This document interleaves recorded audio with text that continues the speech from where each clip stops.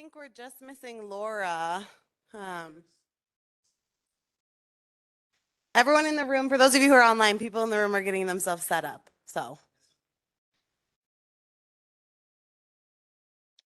that room reconfigures really fast. right? I know that was Eman. Thank goodness for Eman. DDA was just in there. No, DDA was virtual only. I was in here. Okay. But DDA was virtual only.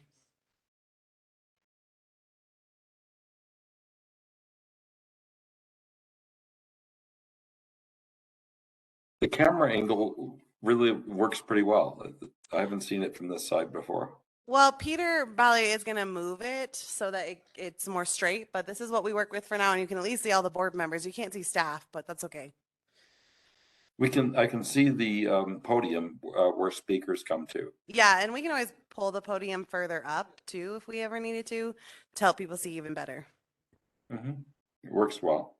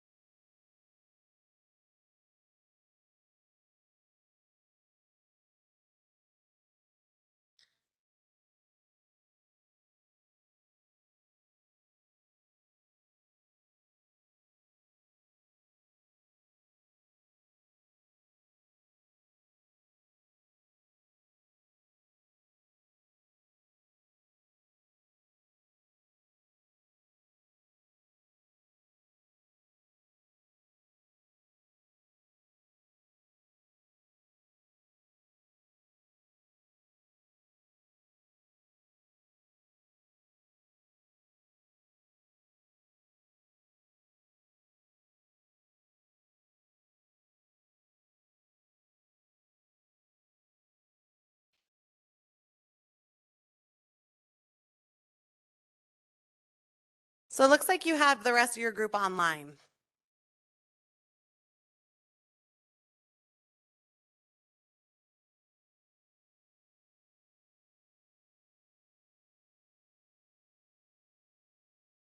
So online, and just so everyone, since we've not done this before, you have to use your mic in order for online to hear you. And there's a little button in the front. You'll have to have the light turn green in order to talk.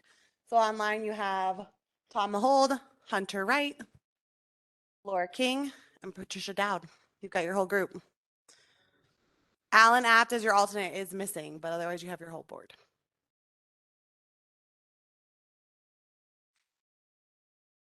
You have to hit the push button and then your mic will turn green.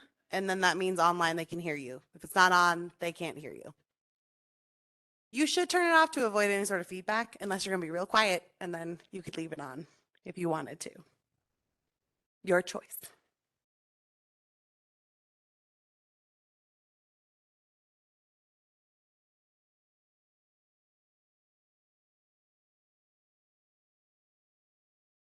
So we can call the meeting to order at 6:52 p.m. Thank you everyone for being.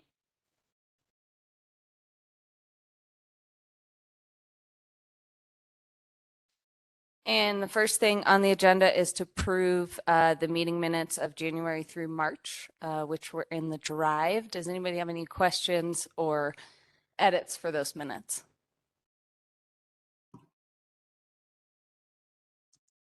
Seeing none, I'll ask for a motion to approve those minutes. Motion to approve, Tom Mahold.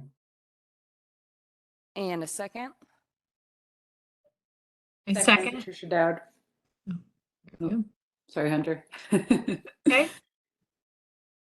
Thank you, guys. And we will call a vote on that. So Patricia? Yes. Laura?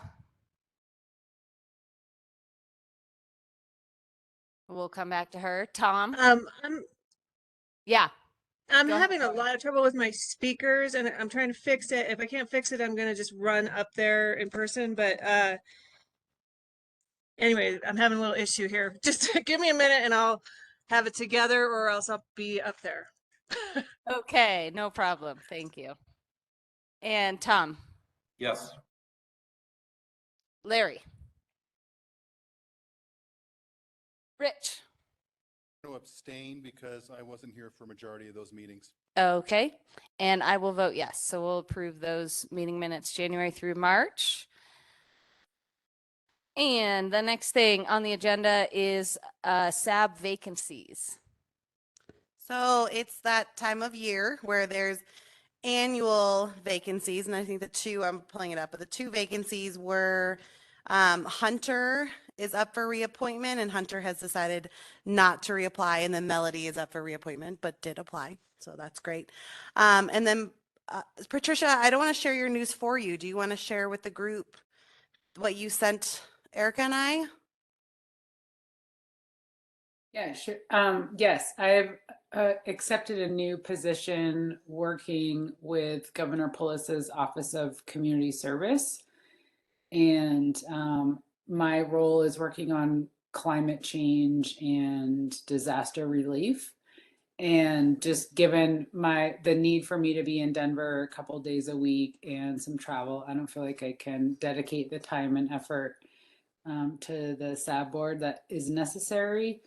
So even though I've only been on the board for a couple of months, I've decided to resign based on the timing of the June openings. So Patricia, given what the sobering sit down we had on disaster preparedness a couple Fridays ago in Gilpin, we'll be talking. yes, and that's so for me, there's a lot of opportunity to continue to work with the town of Nederland on climate resiliency and disaster relief. And I feel like that's probably better use of my time and energy and could have a lot of great impact. So I shared that with a couple of folks earlier in the week and just wanted to share that with everyone here tonight. So Well, congrats. thank you. And I want to, we definitely continue to work together. So with that, thanks, Patricia. With that change and Melody reapplying, it leaves you with two vacancies. Alan Apt does serve as your alternate right now, and so I did reach out to him and asked him if he would be interested in moving into just a regular board member slot, and he is. So we'll put that before the board. Applications closed yesterday for the other vacancies.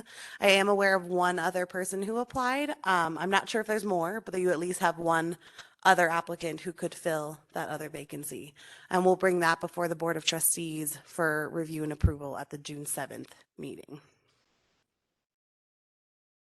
Can you share who that applicant was? Yeah, so it's Chris Larson, who has applied for SAB. Right. I don't know though if there is in fact another applicant. So I just want to be fair to any applicant who's listening, who's out there. I do know based on the review I'd done yesterday morning that he was the only, but that could have changed with other applications that have come in since I last looked. That's nice to hear. He set our 2025 goal. He so did. Be great to have him on board to help figure that one out. Yes. So obviously, typically how it happens is if you have two vacancies, two applicants, or three vacancies, three applicants in this case, it would usually just be kind of a consent agenda approval. If there happen to be four for the three, then the board would review them and decide who serves on the board. But I am pretty sure that it is three applications for three vacancies.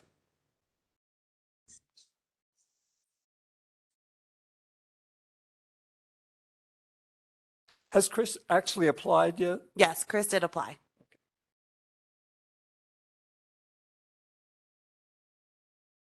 So that's that. You'll find out who your new board members are after next week's Board of Trustees meeting, and then I'll send an email out to all of you. All right. Thank you, Miranda. Does anybody have any other questions on that topic? Reach out to your friends. Tell them that maybe there's going to still be a board seat open. We'll see. Well, there'll be that alternate. If it is three Yeah. for three, then that Exactly. opens up that alternate, and the alternate's great when you are short. So. How does an alternate work? What's Alan's role? So as an alternate, you can vote when you're short. So that person can serve to help create quorum, or if you're short the 7 board members. So say you were down just one, Alan could then step in and be a voting member. But in a circumstance where Like tonight, you have all your board members. Alan would not be able to vote, but he could contribute to the conversation. Okay.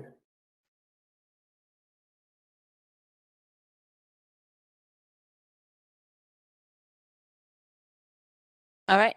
Hearing nothing further on that topic,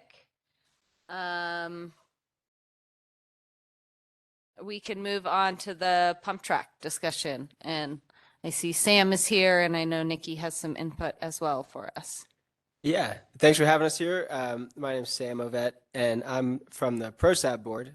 And so super excited to be able to come and share this with y'all and get your input. And there's two pieces of the discussion that I want to talk about. One is the pump track, and one is the incoming potential of doing like a downhill oriented course. And that is at the phase where it really needs more discussion and thought. So let's talk about the pump track first, because that's a little more cut and dry and a little more clear. Nikki's been doing a lot of work with this as well. And so what we've been doing is touring different sites, just to get an initial idea, like where could this go? Where would it be best suited? Are there any natural spots that really could accept this nicely? And the one that we've really honed in on that seems like the really natural spot is Chipeta Park to do a pump track. And specifically between the basketball court and the parking area. And there's a couple of things that helps as well with Nikki's side of things. So Nikki, I'll let you talk about that, and then I'll talk about costs, timelines, things like that. And then of course we want feedback from you all from a sustainability perspective. Hi, I'm Nikki Dunn, the Parks Manager for those of you who don't know me. And Sam came to me with an actual very motivated discussion on pump track. I mean, in the past, we've been shot down on a pump track at the Gercio Field area, but that wasn't because of anything other than location. So when Sam approached me about the pump track, the best idea from me, and I've been saying this for actually a few years, is that I would like to put a pump track between the basketball court and the parking lot. It does a few things for me. It saves me water. That part of the park is kind of defunct. The grass is dying and dead, and the irrigation system well, it needs a lot of repair in that area. So it really would save me water and time in maintenance. There are no impacts to the environment in that area. There aren't, flowers growing. There's no elk migration that we're going to impact. It's not going to impact any kind of a performance space of any kind, anything like that. So to me, it made the most sense because Chipeta is where people do congregate. There's already parking. There's already kids coming to play there. We could have a mom on the playground with one kid and another kid out, trying out the pump track. What I see at Chipeta on a regular basis already is kids coming and learning how to ride their bikes on the basketball court using that little square of asphalt there. So the pump track at Chipeta would be kind of an instructional kind of pump track. It wouldn't be like any kind of a challenging, it would just teach them how to use a pump track and how to utilize the skills of mountain biking and things and BMXing and things like that. The other thing that it really does for me is already we have a problem with bikes in the skate park, and that's a maintenance nightmare for me because that skate park concrete is very soft. And anytime you have any kind of metal hitting that concrete, you're risking breakage of the concrete. So I'm constantly having to ask people to not ride their bikes in the skate park and providing them a spot right next door. You can't ride your bikes in the pump track, but you can go over to Chipeta, or in the skate park, but you can go over to Chipeta and use the pump track. That seems like a much more friendly option to me than to just straight out say, no, sorry, there's no place to ride your bike in town. So to me, the pump track at Chipeta has received no one said no to this. So far, we've presented it to the Youth Advisory Board, and we had a unanimous yes. We presented it to the DDA and also had a unanimous yes. And we're kind of looking for a vote from you guys today to approve us moving forward with the pump track at Chipeta Park. I think that's all I have to say. Yeah. Any questions so far? Got some more to go, but yeah, I have a question or two. absolutely. So I'm just looking at the Google Maps Yeah. satellite picture. So this is that area of grass literally between the basketball court and the parking lot? Yeah, like literally right between it. Okay. And there's an egress road right there as Right. well that's really important to maintain. So the pump track would, part of the design is like that would just be flat. So you could just drive through for emergency vehicles, stocking the pond, all the stuff that still has to take place there. Is it going to go all the way to that path, or is there still going to be green grass to the, I guess it would be the north end of that? It's not quite going to go all the way to the path. There's a bench down in there, and that's actually dedicated to Keith Larson, who was our bike guy in town for many a year. And so it'll go kind of up towards Keith's bench, and what I call Vole Mountain is right there. And Vole Mountain will be utilized, part of Vole Mountain will be utilized for the pump track, as well as the hillside that goes up toward Lakeview, but not hitting Lakeview. So the real question I have, that was sort of trying to figure out if I have this question, is Yeah. what about drainage? Because you're going to cover this grassy area, which isn't natural, right? But you're going to cover this grassy area with concrete, which is going to, no, not. Oh yeah, let's actually talk about materials. Okay. Because there's a couple options on the table. The simplest one, let me run through the rest of it and see if this answers the questions, because I think it is an important one to bring up. The materials we're looking at is a dirt pump track initially and we've been talking about the idea of asphalt from a durability perspective, which is something to consider. I think it's material wise, we're all a little more excited about dirt, but longevity is something we want to consider. So it would be dirt is the most likely thing. And from a cost perspective, we actually have Jesse Sievers, who's volunteered $20,000 in paying his team. And you guys may know him. He runs high performance earthworks. And this is actually how it started. He came to the ProSab board and said, hey, I'd love to donate time. I want to build bike stuff. And one of those things I'm happy to build as part of that is the pump track. And so the costs are, and Nikki can talk to the cost from a town perspective and where we get the dirt. And we need to talk about the sustainability aspect of what's in that dirt, because that's something to consider. And I think it's important. But outside of that, the costs are very much covered. And right now, at the moment, we've got volunteers to do the design work for it as well. And I was going to pass around some pictures so people could get a sense of just like a reminder of what a pump track would look like. And there's a bunch of ideas in here. So we're not at the final plans, here's what it looks like stage. We're just looking to get the approval of everybody. Go, yeah, we're really excited about this. And then we'll move into that actual planning stage. And this last night. if we can move forward, there's the potential that like this could be done this summer for sure. Like potentially early summer would be amazing, because Jesse's motivated to move on it. So it's just a matter of making sure we go through the public process, making sure that everybody has an opportunity to weigh in on it where it's appropriate, and go from there. So does that help answer the question? We should talk about actual drainage, and Nikki can speak to that Sure. as well. So we are planning right now, and the planning phase of it is to do it with dirt. Jesse's offered not just the $20,000 to build the pump track, but he's also offered a very generous offer of helping to maintain the pump track for 3 years, which really would help my crew immensely, because we are, even though I'm fully staffed, we are busy, very busy. So from a drainage standpoint, there would be no real impact. We have a culvert that's ahead of that collects all the drainage from the parking lot. And then downhill from there, we still will have the grassy area. The plan right now, the only cost that the town parks department / ProSab might have to incur is trying to plant some kind of wildflower mix, low-laying grass that doesn't involve water maintenance, that kind of thing, in areas that we don't want the dirt to just be blowing all over Chipeta. So we would plant up where it's not actually the track area. Nikki, can you speak to some of like where the dirt's coming from? Sure, And the yeah. sustainability That dirt of is actually dirt that we collected from the the apartments that were put in down on between 3rd Street and the highway next to Calvary Chapel down there. We had that brought down to Gercio thinking that it was good to use as topsoil.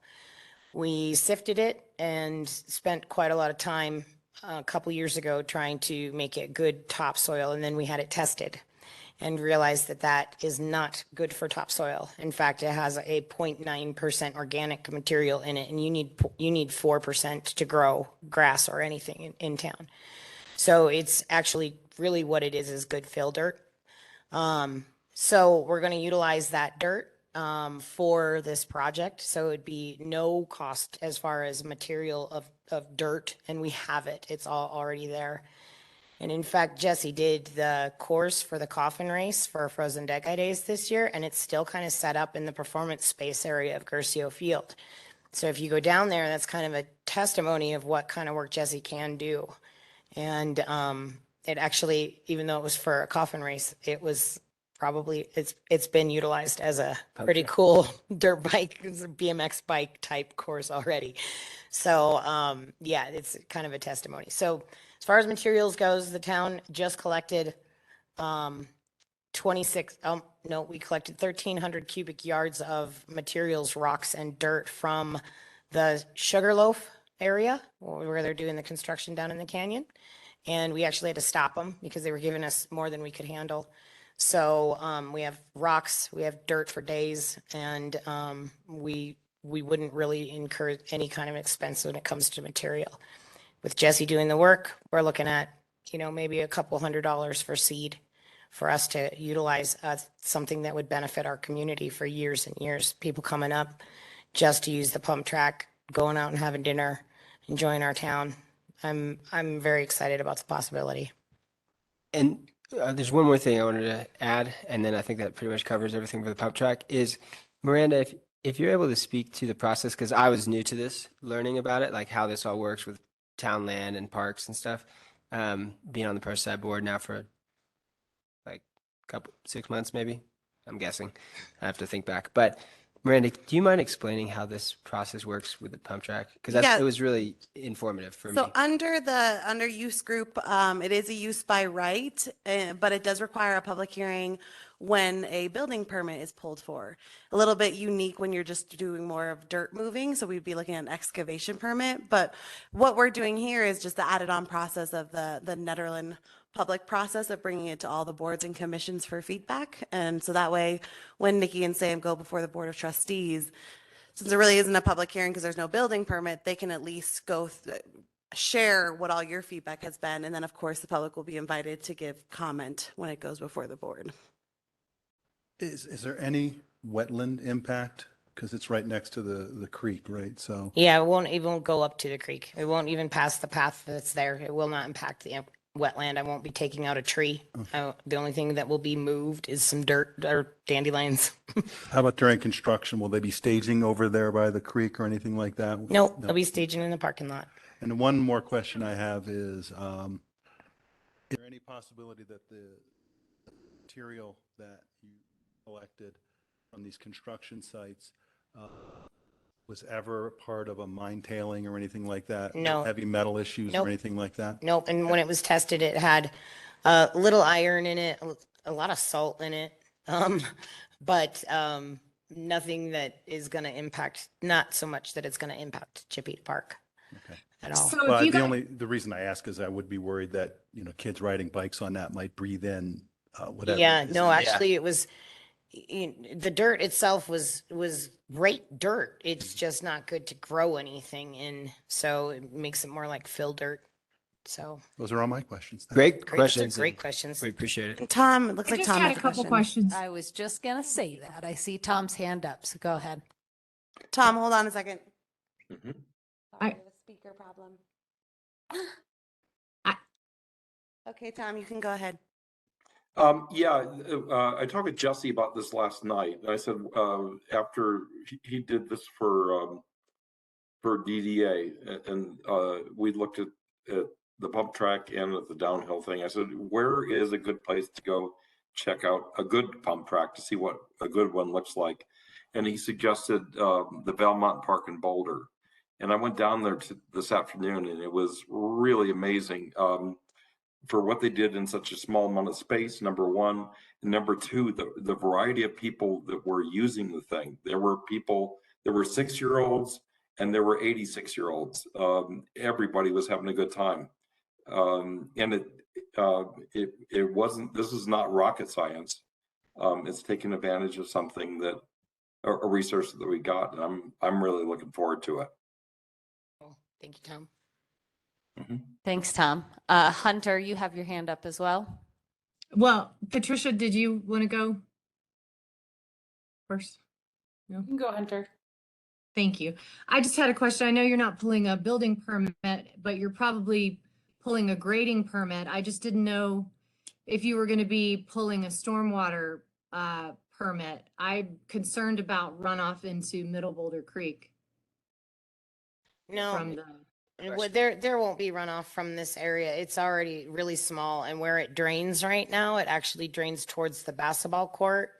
And the runoff that's going to be coming down is going to be it's going to be snow. It's not going to be from the road or anything that's got sand salt in it or anything like that would impact the Middle Boulder Creek area in any kind of negative way. So a stormwater quality permit's not required with your grading permit? So they would be pulling an excavation permit. So it's not a grading permit. Right.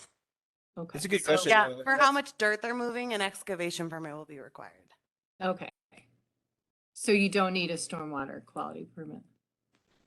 I guess if that's a recommendation, I think maybe there could be some benefit in doing that analysis. It's not typically involved with an excavation permit, but if that's a recommendation SAB wants to make, that is something that as town staff we could explore, but it's not required under an excavation permit. Okay. That's definitely why we're here, though, It's- for those kind of recommendations. Understand what the concerns are and make sure that we're incorporating them into the actual site planning stage as we get there. Just with the I think location in it Middle might be Boulder Creek with next to the audio. parking lot with the dirt, Oh, with the sorry, runoff, the it's weird just a thing. concern. But that was the only question I had. Okay. Was there anything more to it? The audio cut out for a moment. That was just the only question I had was the location of Middle Boulder Creek so close to the parking lot with the runoff of the dirt, but that was the only concern that I had. But it's up to, yeah. Yeah, the parking lot already drains into Middle Boulder Creek, and that's where we have our culverts for Chipeta Park. It already drains right there directly into the creek. So the permits for that and the stormwater runoff permits were pulled when they put in Chipeta Park back in 1989. But with the addition, do you know how many cubic yards of dirt you're adding to the area? At this point, no, I can't tell you how many cubic yards of dirt it will be. I can tell you that it looks like maybe 12 dump trucks, tandem dump trucks, which yeah, I'd have to do math. I'd have to do math. I'm just wondering if the culverts support the amount of fill that you're adding. So where the culverts are, it will be on the opposite side of those culverts, so it wouldn't affect the culverts that are already there.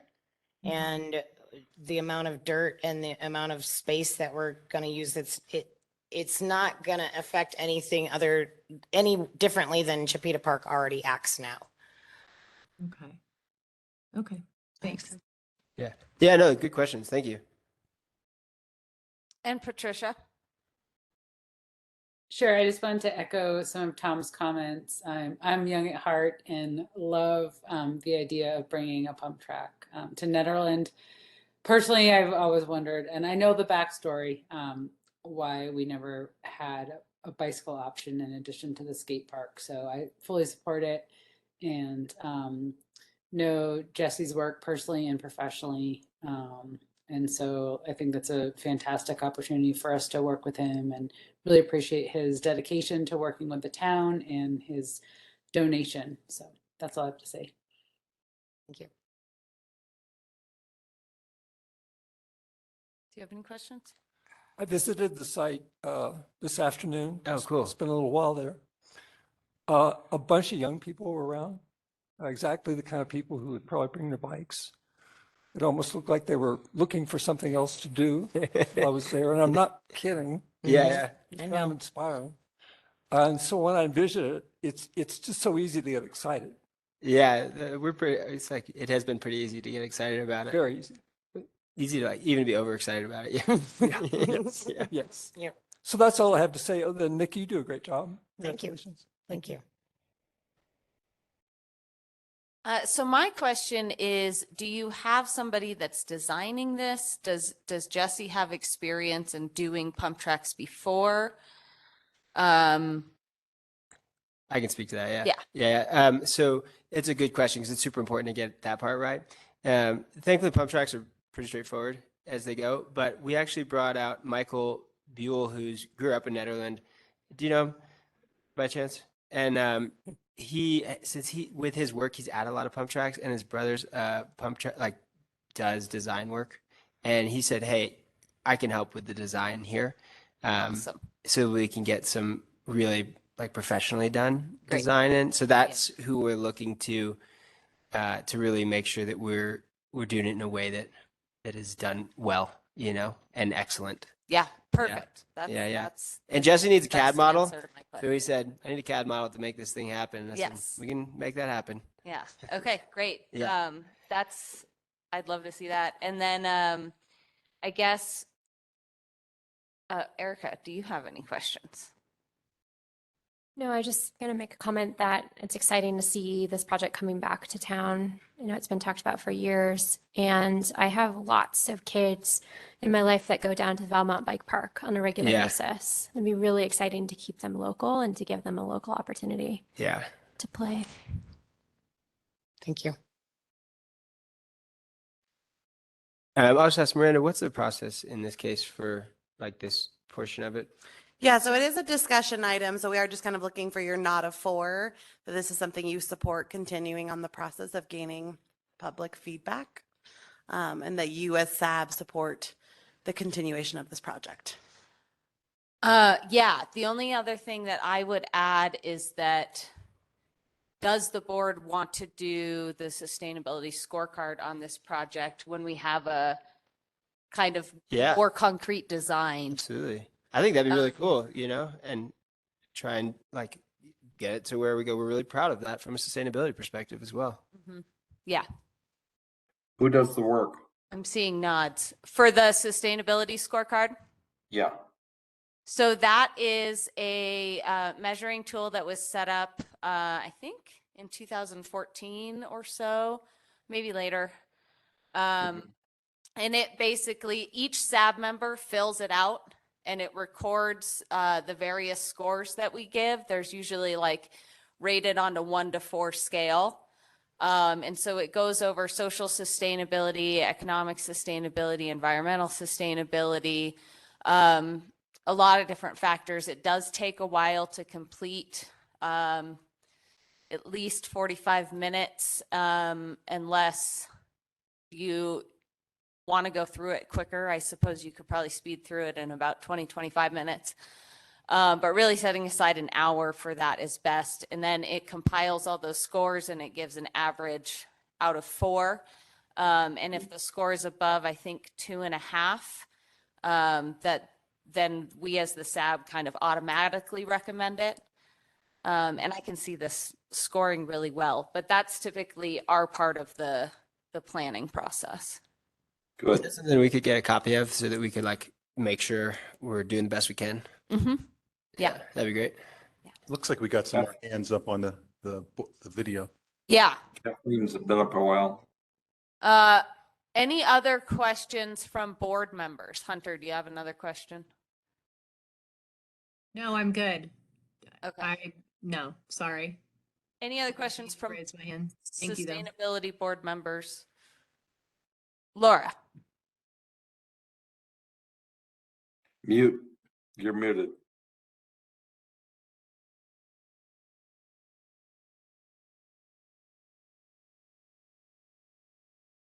Not yet. Okay, can you hear me now?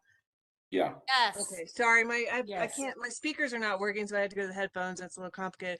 I was gonna say, I love this idea. I think it's a great idea. I have 3 of the kids here that probably were down at Chipeta this afternoon, 6th graders that I just pulled them and they are all on board with that and would love it. And, including Ezra, by the way, in case you're wondering where he is. And, wanted to just say that it sounds to me like a great project. It's really nice of Jesse to do that, and I'd be willing to, help him out also if there's a way that I can help with that, Greg and I. So um, I think it'd be super fun. I love the one in Valmont. I've ridden it myself, so uh, I think it's great, especially because when you add the new park, then you've got the teen center, you've got the what's going to be the wetland, you've got the skate park. Um, I think it just makes it more of a really nice destination for people next to the reservoir. So that's my comment, is I support it. Great. Thank you, Laura. All right, and so then we'll move on to members of the public. If you want to speak, you can go ahead. We'll give you 3 minutes. So Kathleen Chipai put her comment in the chat, so I'll just read it. She says, I support the BPT, which I think is the bike pump track in Chipeta Park. Okay. Does anybody else have any other questions or statements on this? When can we begin? So we'll have to come before the Board of Trustees, and the intention is to bring this before the Board of Trustees on June 21st. We had to push it out just because of how packed the agenda on June 7th was. But Sam and Nikki have one more to go. They have the Planning Commission next Tuesday. Good. Good job, you guys. Your presentation gets stronger with every board. Thank you. All right, and thank you, Kathleen, for your input. If you have anything else more to add, feel free, let us know. Can I just ask for the Yeah. record? So we did give a nod of 4 to supporting their application. Is that? That's what I was just going to confirm. I think Oh, so. okay. I see all of us nodding. I don't hear anybody online objecting. It sounds like a great project. We're all happy to have something more for our kids to do in town. Melody, do you want to solidify though that SAB is giving the nod to move forward, but we'd like to have this project come back for an official scorecard review? Yes, yes, Yeah, yeah. I'll send you guys the scorecard. that'd be great. So that you have that and just can look through it. And then when you guys have a more a design of the CAD Yeah, drawing and like here's what it's such, gonna and- look like. Yeah, yeah. It'll be exactly. Then we can, and know what materials you're Mhm. using, then we can put it through that process. Wonderful. And then Sam, you're bringing back you're going to talk about downhill another time? Actually, I wanted to talk about that one now, and Good. just wanted to separate it from the pump track since they're 2 different sites. And so if we're good, we can just move on to that one if that works for you guys. Yeah. Go. Okay, so this is the potentially more controversial, a little bit more challenging where to put it one. So brace yourselves. This one is the idea of a downhill course, which I'll just ask the question real quick. Is anybody unfamiliar with like a downhill bike course? You know, I'll preface it. It's like berms and jumps and like you can jump off of stuff like logs and features and different things like that. They can all be incorporated into that type of course. Similar to what's kind of up the gully between Big Springs and Magnolia, where there's like, it's Yeah, a downhill course, right? basically, yeah, like it goes down. But and then the idea with this one is that we really say, hey, this is a spot for it, and we have a plan to maintain it and keep it really well that one's established. pretty- Yeah. And there's a lot of rogue ones and they're awesome. But at this point, it appears to be an opportunity. And since Jesse, it wasn't on any plans, to be clear, but when Jesse came to us and said, hey, I'm motivated to do this, we said, well, let's start talking about it, and not miss that opportunity. And so what this looks like is I'll describe what we are envisioning and then we'll talk about the different locations that we've looked at. And this is where I really want that feedback, because we're at the point where we got to really pick a spot first. Envision wise, what we're looking at is something that has really, I think, a minimum of 3 downhill lanes, I'll call them. So you have something that's really friendly. You don't have to get any air. You don't have to jump off of anything, and you can begin the progression there. It's berms. It's really enjoyable, and it's built up to be flowy and fun. The second one steps up to a more intermediate level, and then the third one would be a more advanced level with features that you can always ride around if you're unsure of yourself or don't want to jump off of them. And that looks like tabletop jumps and then potentially even some kind of gap jump in some of them. And the beauty of that is it creates a mentorship experience where you have really good riders excited to be there, and then people who are just getting into it. And so they can look and see how people are riding. They can have that experience of being around them, and just there's a natural community that comes together when you set it up that way versus really easy, just intermediate, or really hard. That doesn't do the same thing. So that's an important aspect of it. So as we're considering sites, we're thinking, well, what could that look like? And then the other part of it is there's always going to be an up track with these downhill courses, because you want to make sure there's a safe way to go up and people aren't running into each other. Wherever we put that, side benefit of that is it's also a walking trail that people can walk up. So wherever we do that, there's going to be that opportunity that presents itself as well. And some of the sites we're thinking of, one of them has the potential to be a really good connector for an area that's not super well connected. So any questions about that, then I'll move on to site walks we've done to start establishing ideas of where we could do them. It's probably outside of this committee's sort of Sure. bailiwick, but when I heard you describe that, the thing that immediately came to my mind was the city's going to get sued. The town's going to get sued.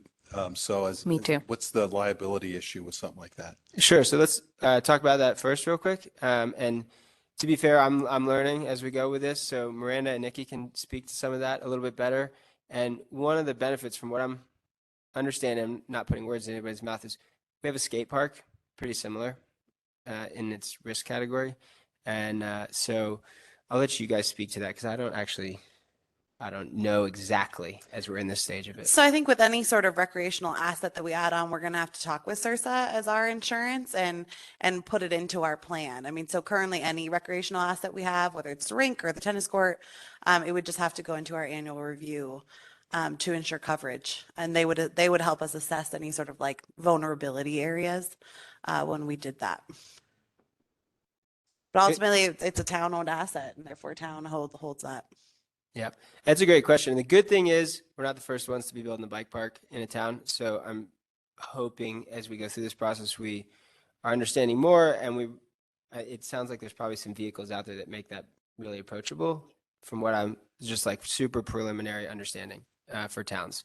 If we did this like 20 years ago, it might be a different story, you know? So that said, going back to sites, does that answer your question, Rich?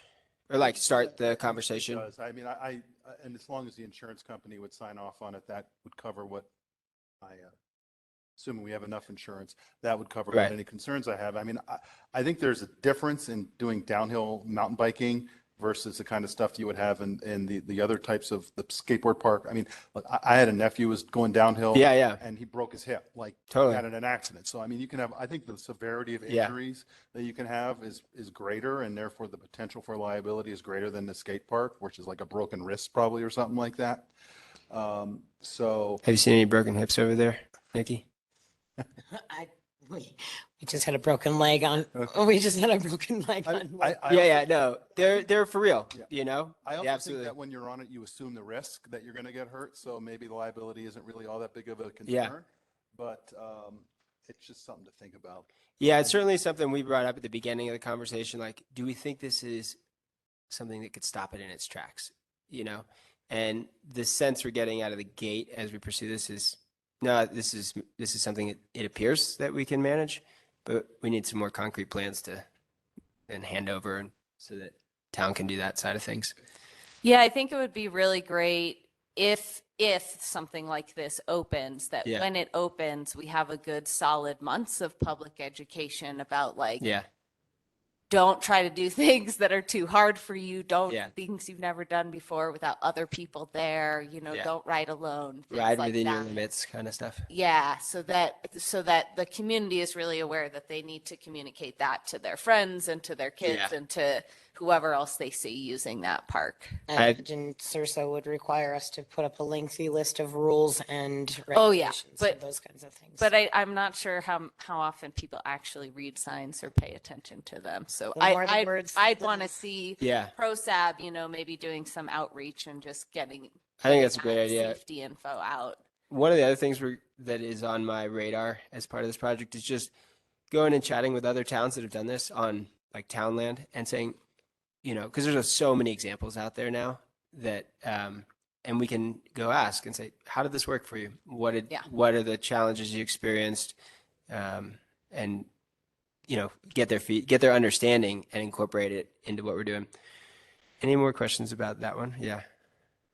Just had a quick question. Yeah. You know, I wonder if a couple of things are coming to mind.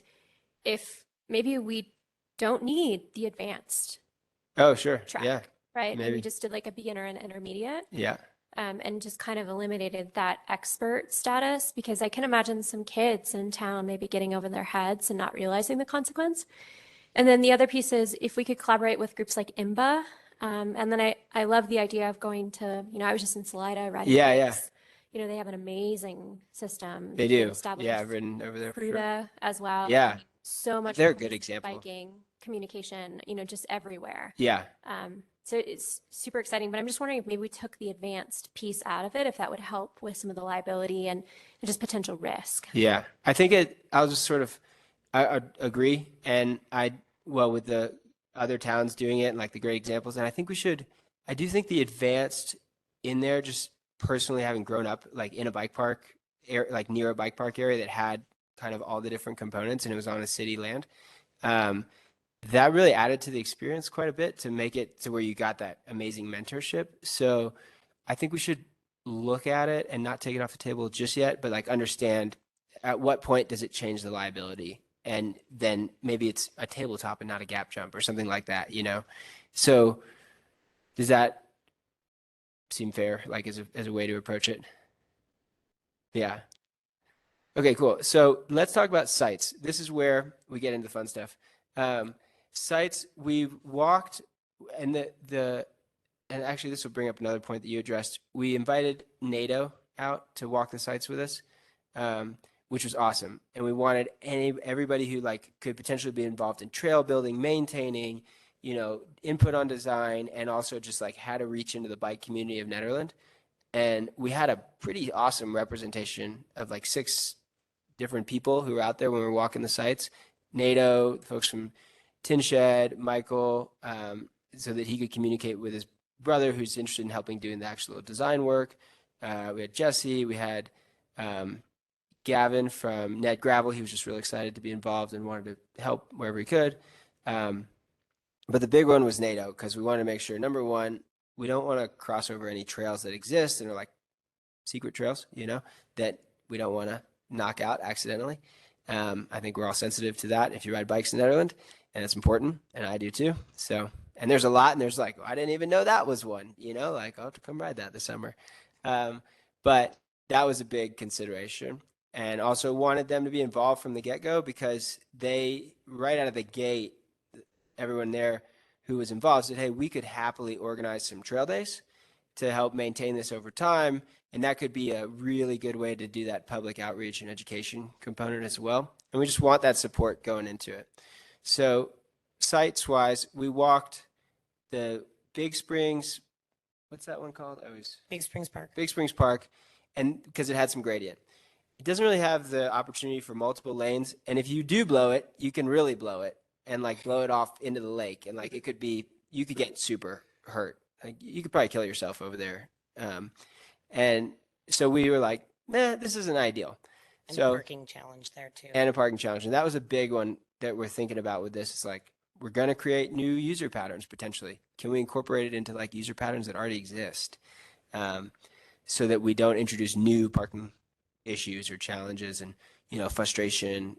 And so that kind of took that off the table. We just weren't really that interested in that one for a downhill area. The other two big ones we looked at that we were like, oh, these are really interesting, is the Joe Smith Park, and there's also like a little subsection of that is called something else, Nikki. Yeah, so And we can describe location. as we were digging into Joe Smith Park up by Mud Lake, it's right across the street from Mud Lake and between the Caribou Room and up toward the elementary school. And as we've been digging in, we went up there and it was awesome. Yeah, it's awesome. It's not like the steepest gradient. You got to like do some work to make it. But it can definitely be worked with. Right. It could be. Yeah. But as we were digging into this particular site, which actually was our favorite site for At a the time, moment, yeah. we learned about there are 220 different types of of plants and wildflowers that grow up in that area. There are 2 different elk herds that migrate through that area. There's a wetland. And digging even further, learned that isn't even really a piece of Joe Smith Park. What it is actually called Mud Lake South. And there's some kind of, I got to dig into it further because there's some kind of an IGA on that piece of land with between us and, I'm not sure if it's us in Mud Lake or us in Boulder County. So I really need to dig in further to that piece before we do anything with it, not just the idea of a cool bike park up in there. But that was new on my radar actually yesterday. So as we're digging into Joe Smith, we're running up to against wall after wall after wall, even though it really does have some very cool aspects to it. So I'm kind of letting Sam lead the charge on this, and I'm just here to support this however I can support it. So, Rich, question there. I'm pretty familiar with that area. Yeah.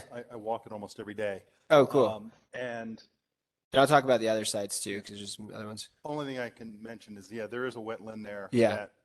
That, frankly, it's annoying to me because I cross it and my dogs get all wet, but it's still a wetland, right? Yeah, absolutely. And there's a lot of paths through there. Some of them are official city trails because they have little thing on them.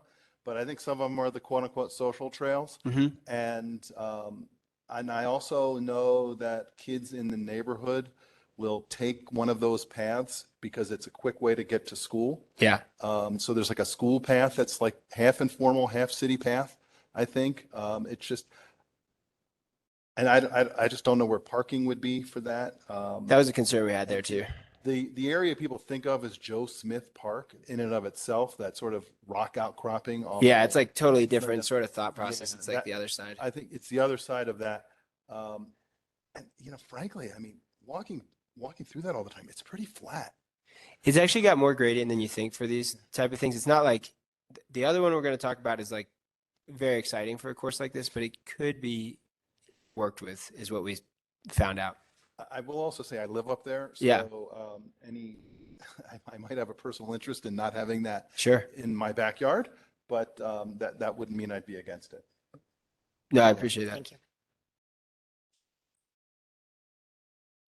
Patricia? Hi, this is going kind of back to the beginning of the conversation. I just wanted to kind of echo the remarks about talking with other towns, municipalities, and cities who have downhill trails within their boundaries, and then also look to the relationship that we the public, I guess, have with the Forest Service, because we have a lot of very technical trails, if you will, right outside my back door that are on Forest Service land. And I personally don't get sued. The town of Nederland doesn't get sued, and the Forest Service doesn't get sued if somebody crashes and breaks their collarbone or breaks their leg or arm or whatever they're doing. So I think there's a great opportunity to learn from what other places are doing with a downhill specific track. So I just wanted to support that. And look for some places that are obvious that don't have environmental impacts, especially with migrating wildlife. Yeah, we agree. So that was Joe Smith, and we looked at it and we're like, oh, this seems like it could really work, terrain wise at the initial walking of it. It could definitely work. And then as we dug into it, we got more and more understanding of that site, and we go, okay, there's kind of a lot of environmental concerns here that make it less and less appealing to like pursue and then do an environmental impact study and like go down that path. So that's kind of the page we're on at the moment with that one. It's not off the table, but it's definitely fallen in our interest. The next, and this is kind of the site that's got the most interest to us at the moment, so that's why we're bringing it to everybody, is what's called the Wingate property. Is everybody familiar with that? That might actually help to pull a map up of this one and describe it. And I'll actually let Miranda or Nikki describe it because they know the lines better than I do. Sorry, it'll take me a minute. That's okay. Yeah, sorry. While she's pulling the map up, the Wingate property, if you look up at the cell phone tower, the fake tree up on the hill, the Wingate property kind of corners up to that. So we all met up there at that particular site and looked down the hill, realized that a lot of that Wingate property is bordered by Forest Service. And in that area, we have a lot of social trails that the Forest Service is actually wanting us to help with. On a regular basis, they call me up into that area to have me help clean up campsites and things like that. They don't maintain that area. So it does fall on the town to maintain that parcel of Forest Service. So one of the cool things that we learned was that we have the Forest Service support to put in trails, a trail system up there that would kind of eliminate the need for social trails. And where the Wingate property comes through, we actually, On here now. thank you. So where that Wingate property comes through, there's a conservation easement on, is that right? That's the term. On that piece of land, so we could never build anything on it. Which makes it very appealing to me for parks and trails and things like a downhill mountain bike course. And that's not the case with Joe Smith. Not the case. So if you can see like kind of the very far east corner of that where it butts up to the Forest Service land and there's the one piece of private property there. But coming down from the Forest Service area, then scooting across into that Wingate property that actually makes a really nice downhill course. There's one little kind of sliver there where it connects to the second parcel. There's actually 3 parcels to the Wingate property. I can't remember what the total land is. It's a little over 10 acres. Okay. Those 3 are this actually parcel here to the west is the Wingates as well, but those ones that are in blue are what were given to town. Right. So we could connect in from Forest Service land into that Wingate property. It would actually, where the Forest Service land, if you cross the road to Big Springs, it actually crosses the road into West Magnolia. So creating a trail system up in this particular area might get some of those bicycles off the highway in that section where it's super dangerous for bicycles. Any of you know, coming around those S curves and there's no shoulder on the road there. And so if we could get some of those guys off the highway, that actually would be beneficial to all of us. The other thing that would really benefit me and the Parks Department, putting something like this up into that area, is that camping aspect. So where, if you're not being seen, you're going to do naughty things. So if we have something in there where we're going to have more people up in that area, those people are going to help us be able to keep eyes on people who might not be doing the right thing. It's kind of like the general activity being high up there. Yep. Yep. So it might actually eliminate me having to go up and clean up the campsites that the Forest Service is asking me to clean up, and actually the fire mitigation aspect of it on the Wingate property piece of it. That's really appealing to me too. I'm not looking to clear cut at all. In fact, that's not what we want. Yeah. These trails, we really want the trees and the mountain to look like the mountains. We definitely don't want it to look like a valley or clear cut thing, but what we would like to create up in that area is a healthy forest where we could take out some of the ladder fuels and things that are really a danger to our entire community.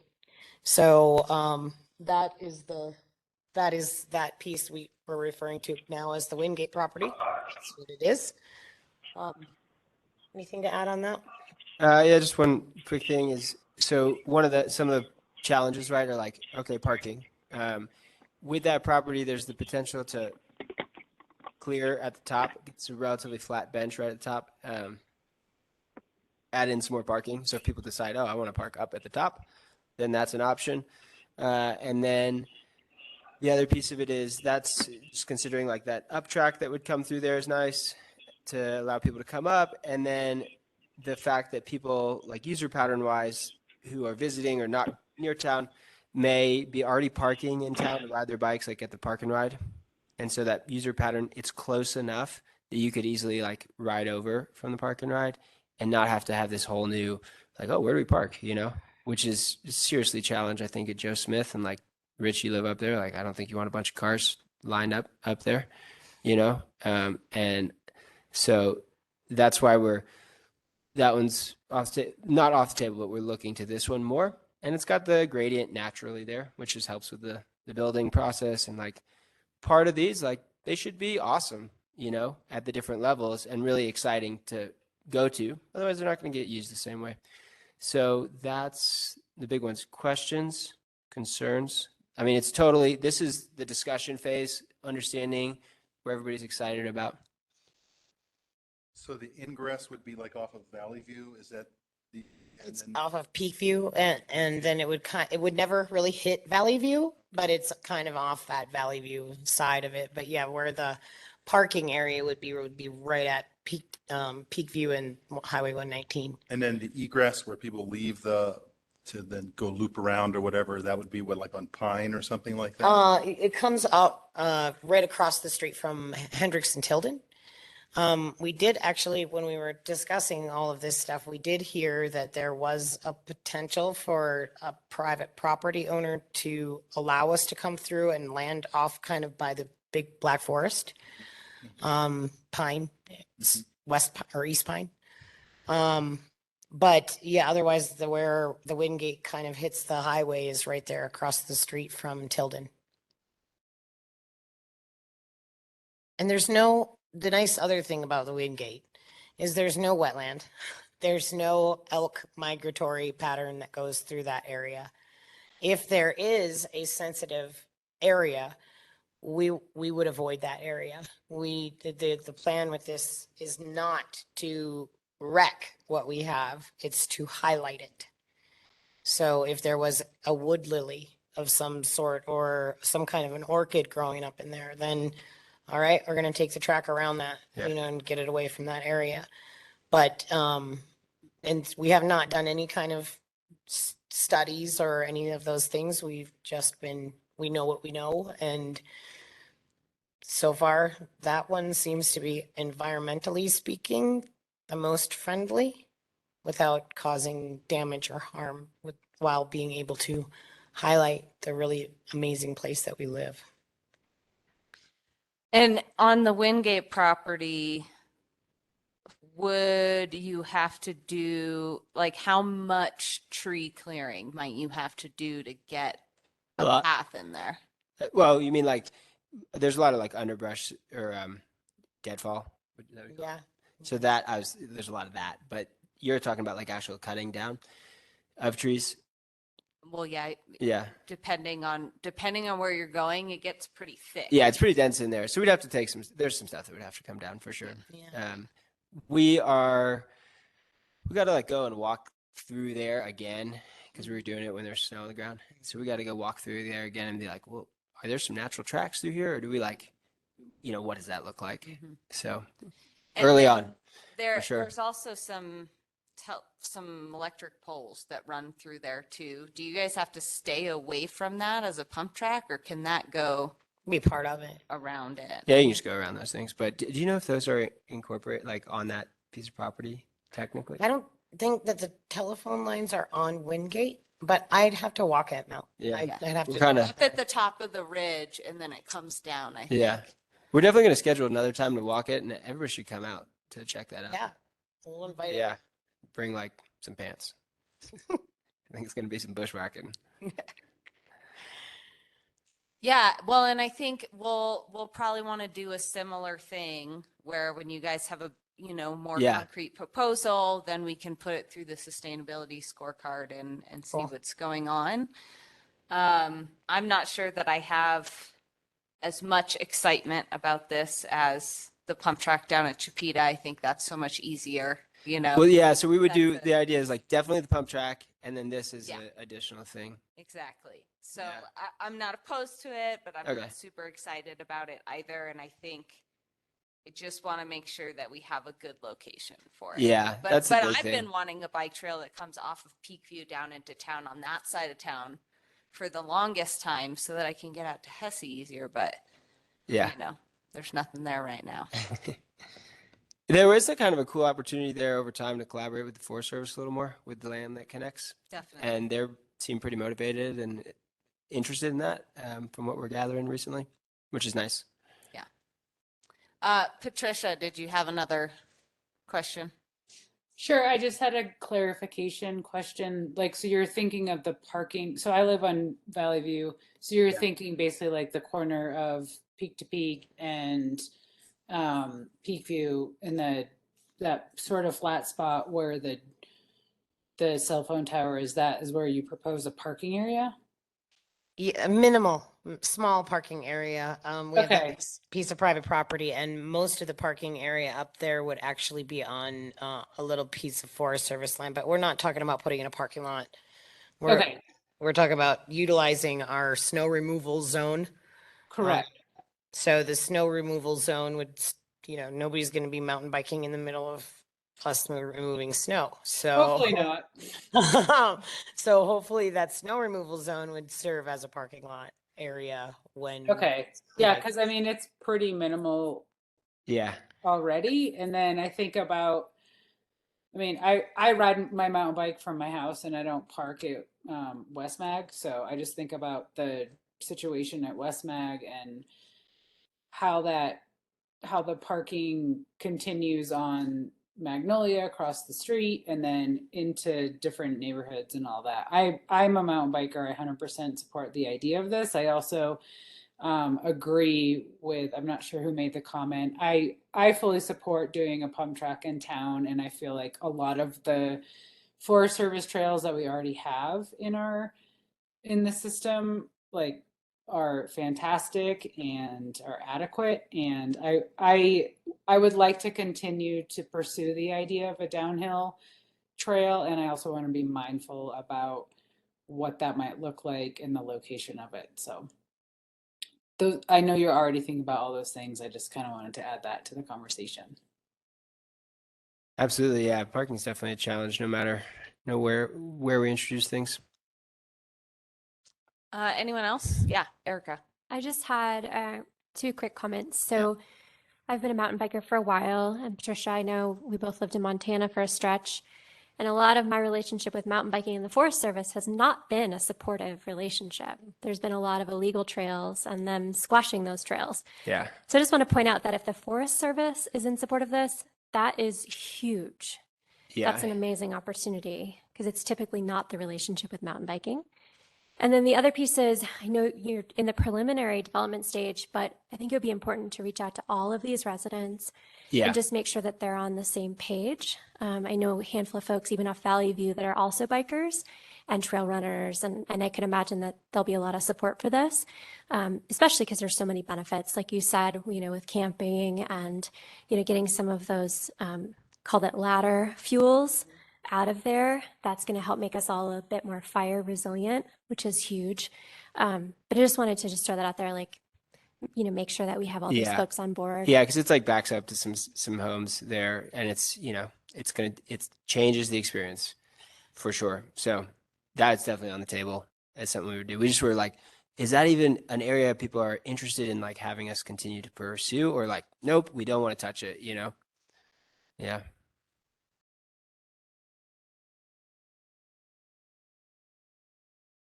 I'd echo Erica's comment about reaching out to residents. Yeah, I think it's huge. I think so too. Other than that, I'd say as a mountain biker, I just love this idea. Cool. So I'll leave it at that. I think what we're looking to you guys for on this one is, of course, if there's not any more comment, is to say, yeah, we want you to proceed in looking into this, and we're not opposed to it, a downhill course. And it doesn't have to be on that spot, but that spot, yeah, we want you to look at that and continue to, look at that and see what other sites are out there. There's a limitation, of course, there's only so much downland. But that's what we're looking for here, not a vote to build one or not.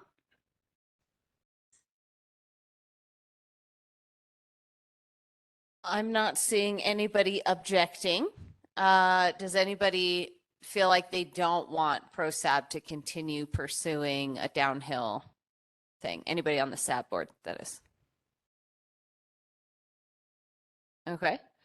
Does anybody from the public wish to speak on this issue? And I did have to mute a call-in user just because of background noise. It's *6 if you've called in.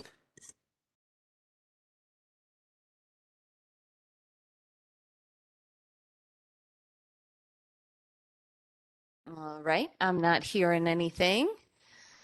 Does anybody on the SAB board have any final thoughts on the use of the Joe Smith Park area or the Wingate area? It sounds like we were all kind of leaning towards the latter, but wasn't sure. Yeah, I would oppose Joe Smith Park, Okay. just based on what I heard. Yeah. It's kind of what we're leaning towards as well. It just seems like challenge and in a way that's like, well, why mess with it, because there's so much going on there. And there's the potential for, in the future, town can use that land, and I don't want to take away opportunities where that might be necessary in the future. mm-hmm. And if we have a piece of land that has an easement on it that town can't do anything on it other than put trails in, and that's like the wish of that as well. Yeah. Some kind of recreation, then it seems like, well, let's go for the one that makes more sense out of the gate. Just not make it hard on everybody. All right. So I think that's your not a four. To keep going on that. That sounds great. Does anybody have any final thoughts on those topics? All right. Well, thank you so much for being here, Sam. It was good to meet you in person. Yeah, likewise. Thank you for letting us take up time too. Oh, it's a long discussion. All right, I'm going to take off. All right. Thank you and have a great night. You too. So the next item on our agenda is parking in Nederland. All right. So the Planning Commission, just a little background here. The Planning Commission was tasked with coming up with some recommendations for the parking in the Central Business District.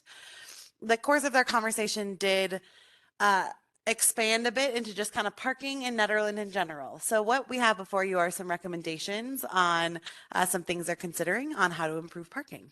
So first things first, the parking subcommittee of the Planning Commission consists of Jim Reese, who is the vice chair, Linda Glasser, who's a commissioner, Cynthia Bakke, deputy zoning administrator, and myself. Tonight, we'll kind of share with you 4 recommendations. First is a moratorium. Second is additional lots. Third is paid parking. And fourth is wayfinding and signage. All right, recommendation number 1. So just a little context here. In the Central Business District, for any sort of business you may have, there is a certain parking requirement based on typically on square footage. So say you were a retail store, for every 300 square feet of your retail business, you would have to have 1 parking space. The count's a little different for residential, but mostly Central Business District is our businesses. If you can't, and that's off-street parking. So if you cannot comply with, say you need 5 spaces and you can't comply, you have 2 options. You could contract with another lot that's 300 feet from your business, or you can pay into the commercial parking fund at the tune of $2,500. What we are recommending is doing a moratorium on the off-street parking calculation for the Central Business District. What we've seen is that there are 3 businesses now who have received variances. And so, they originally had a count of 39 parking spaces and that was reduced to 5. Because they just don't exist, truth be told. So the board has been issuing a lot of variances. So until we can really assess what a good calculation would be, the recommendation is to put a moratorium on off-street parking requirements for the CBD. The exception, however, is ADA. There will still need to be one ADA space in compliance. We're also recommending a 2-year moratorium on the commercial parking fund. Obviously, if there's no off-street parking requirement, there is no commercial parking fund. There is $5,000 currently in the commercial parking fund. We would recommend returning that to the person who paid into it. I'm just going to run through all these and then get your feedback. Recommendation number 2, develop lots in town for parking. The first one is to redesign parking spaces in Chipeta Park just to maximize it better, not to expand it, but just be able to maximize it. Obviously, it's a horseshoe, and so you lose this kind of middle space. So if there was ways that we could have some sort of parking blocks or something to help, obviously if one person gets off, it doesn't maximize the space very well. So finding a way to better park out with the parking lot that's already there. The second is to use the Old Town Shop as a parking site while the Board of Trustees assess what they want to do with that lot. Obviously, many of you were at a recent discussion where we talked about it's slotted for affordable housing under a resolution the board passed. There's some ongoing discussion about the best use of this lot, but the feeling is, in the meantime, let's turn it into parking. Keep it a dirt lot, just put up parking blocks, and then allow people to use that as parking. I have a map here too, if this is helpful. So for those of you who don't know, this in the upper left-hand corner here, that's the Old Town Shop lot. So over by the fire department. Our next recommendation is to park out Lakeview. Lakeview, if you parked out the north side all the way down to Rodeo Court, is another option. That street is wide enough to be parked out.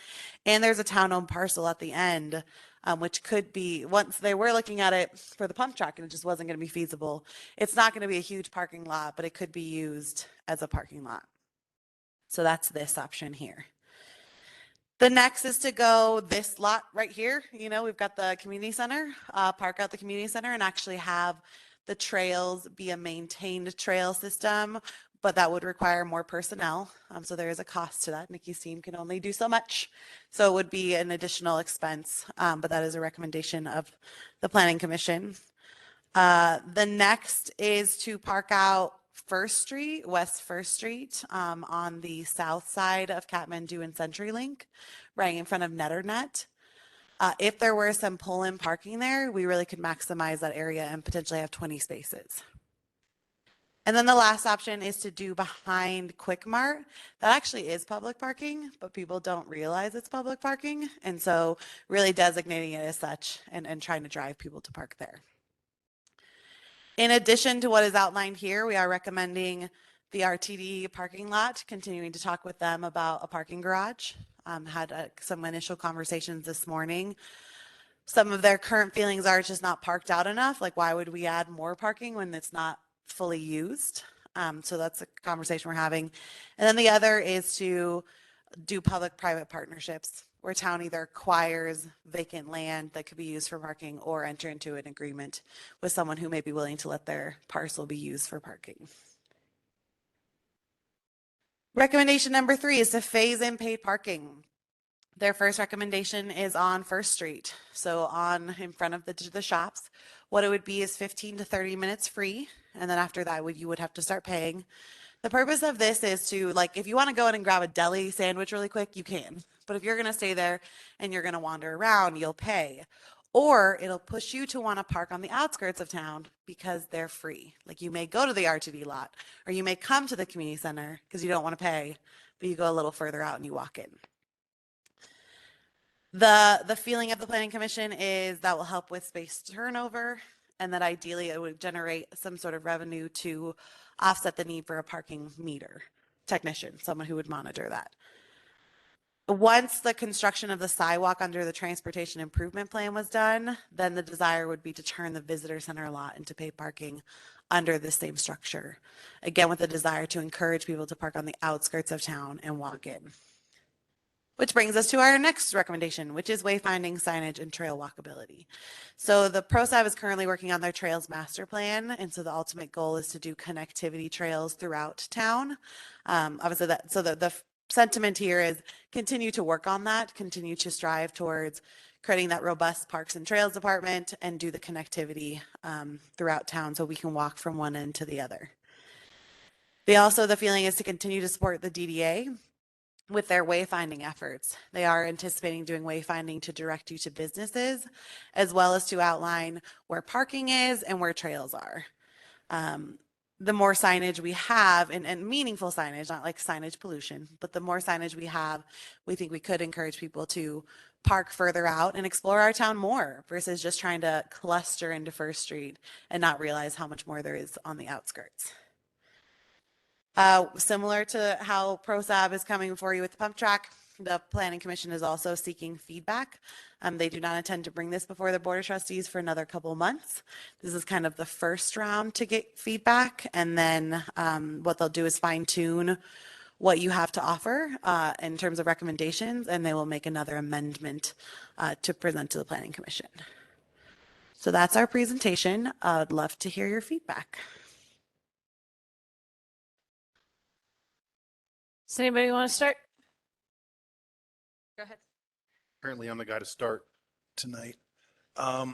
So I'm assuming that with the paid parking, it's going to be similar to what you would see like in Boulder with those little stations, those kiosks. So not like a whole bunch of parking meters. Is that the idea? Yeah, we've been talking a lot with Idaho Springs. So Idaho Springs has the kiosk, but they also have the app where Yeah. you can go like park meter or whatever and add it on.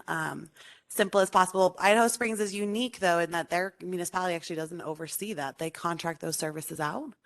They still receive revenue from it, but they do have those supplemental services. So who's going to give tickets if people don't pay for parking and stuff? So it'd be something that the person would have to kind of be involved with the police department as just a parking technician, and therefore would have kind of the authority under that regard. We could not dedicate an officer to this, and that's always been Marshall Feinleven's concern is they don't have the capacity. When people ask like, why is the 2 hour not enforced now? It's a capacity issue. So we do need to make sure that the revenue is generated to offset a position to oversee this. From a sort of a sustainability standpoint, and I've said this before, I know, I would really like to see any parking plan have a component of a little bike parking lot. I know that businesses might have requirements for bike parking or do that, but I don't really think that's an option. Like if I wanted to bike into town, like I really wouldn't know where to put my bike at this point, just to like bike in, walk around, go to a couple things. And I've been to other countries, especially where they'll have like literally bike parking lots with, and it's not really hard. You can have a dirt area with a couple of bike stands. And I think it would be a really nice amenity for people that want to, especially people that live sort of in the outskirts of town, to be able to bike in and have a place to lock up their bike, put their bike where it's convenient, and not have to, search around for some sort of half-baked bike parking. And it makes a lot of sense to me if we're going to be encouraging people to drive into town to park their cars, which I do all the time. So, I mean, it's not like something I don't do, to put bike parking in as part of any plan. Absolutely. Go ahead. I'd just like to second that strongly. I'm wondering if there's a way that it could be partitioned into these recommendations as like a separate item. Does that work or how?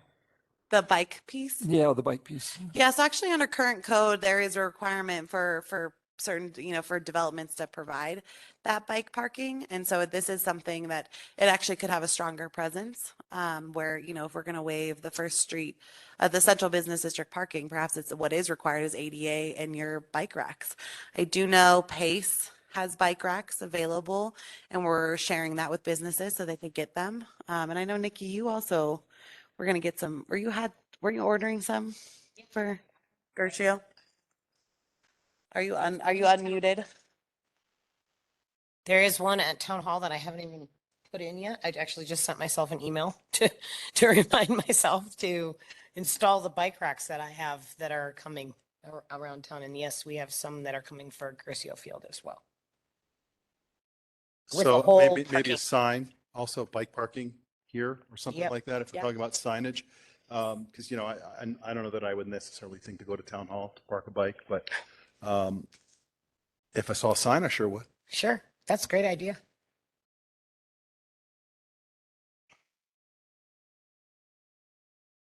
So I'm looking at recommendation number 2, all the different kind of places to develop and bulk out. And I say, yes, absolutely. I think a lot of these things have been talked about for a while now.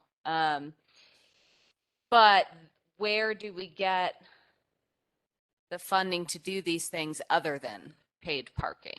Right. And so the planning commission was not ready to get deep in the details because we don't even know if this is what everyone wants.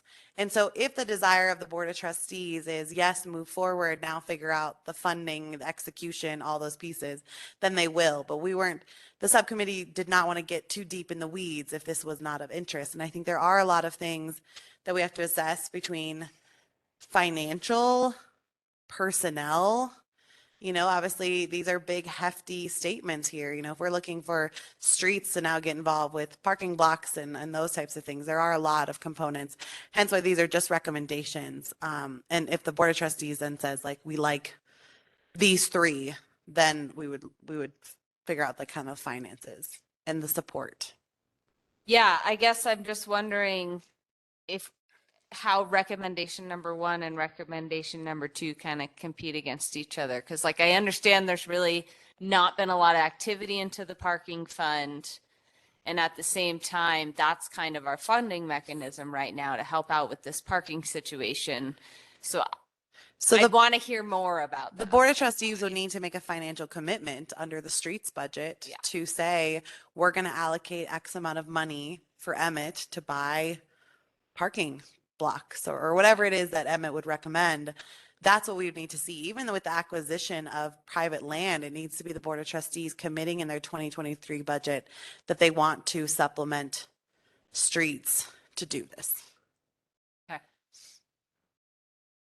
Miranda, we may have covered this already, but in the presentation that was shared to SAB, there's some empty slides. So I can't actually see the recommendation list because I'm blind. So I know on some people's computers, they open weird. Okay. I can Is send it to you in a PDF format. Yeah, Jim Reese had the same problem for some reason. So I can send it to you in a PDF format so you can see it in its entirety. That would be helpful. Thank you.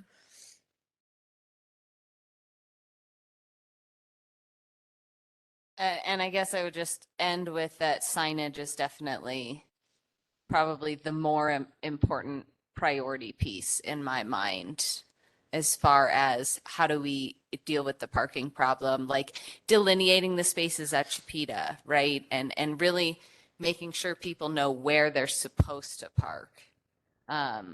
Most towns have those big P signs like are in the slideshow. So I would think that that's even more of a priority than building out any lots or trying to figure out where to put more parking. Well, I think there are two pieces that are moving full steam ahead. It is the wayfinding.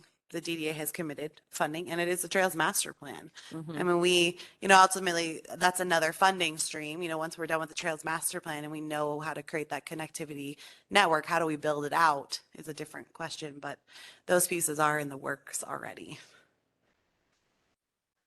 Larry, did you have anything? And anybody Were, online? were those recommendations prioritized in terms of what people want most, or was it just a bundle? I would say definitely number 1, the moratorium is pretty big, getting that in place. I think number 2 and number 3 are costly. Number 4 is already moving because other boards and commissions have picked it up. I think number 2 and number 3 will not happen until there's a 2023 budget. And again, the board of trustees has made the commitment to, and I'm not even sure if in the streets budget as it is or general fund, there's even like a parking line item. I mean, that's something that they'd have to evaluate under this. This all came out of, there was a parking survey, if everyone remembers. This kind of all came out of that is after reviewing the recommendations, the board of trustees kicked this to the planning commission to offer feedback. And then this is kind of what they're sharing.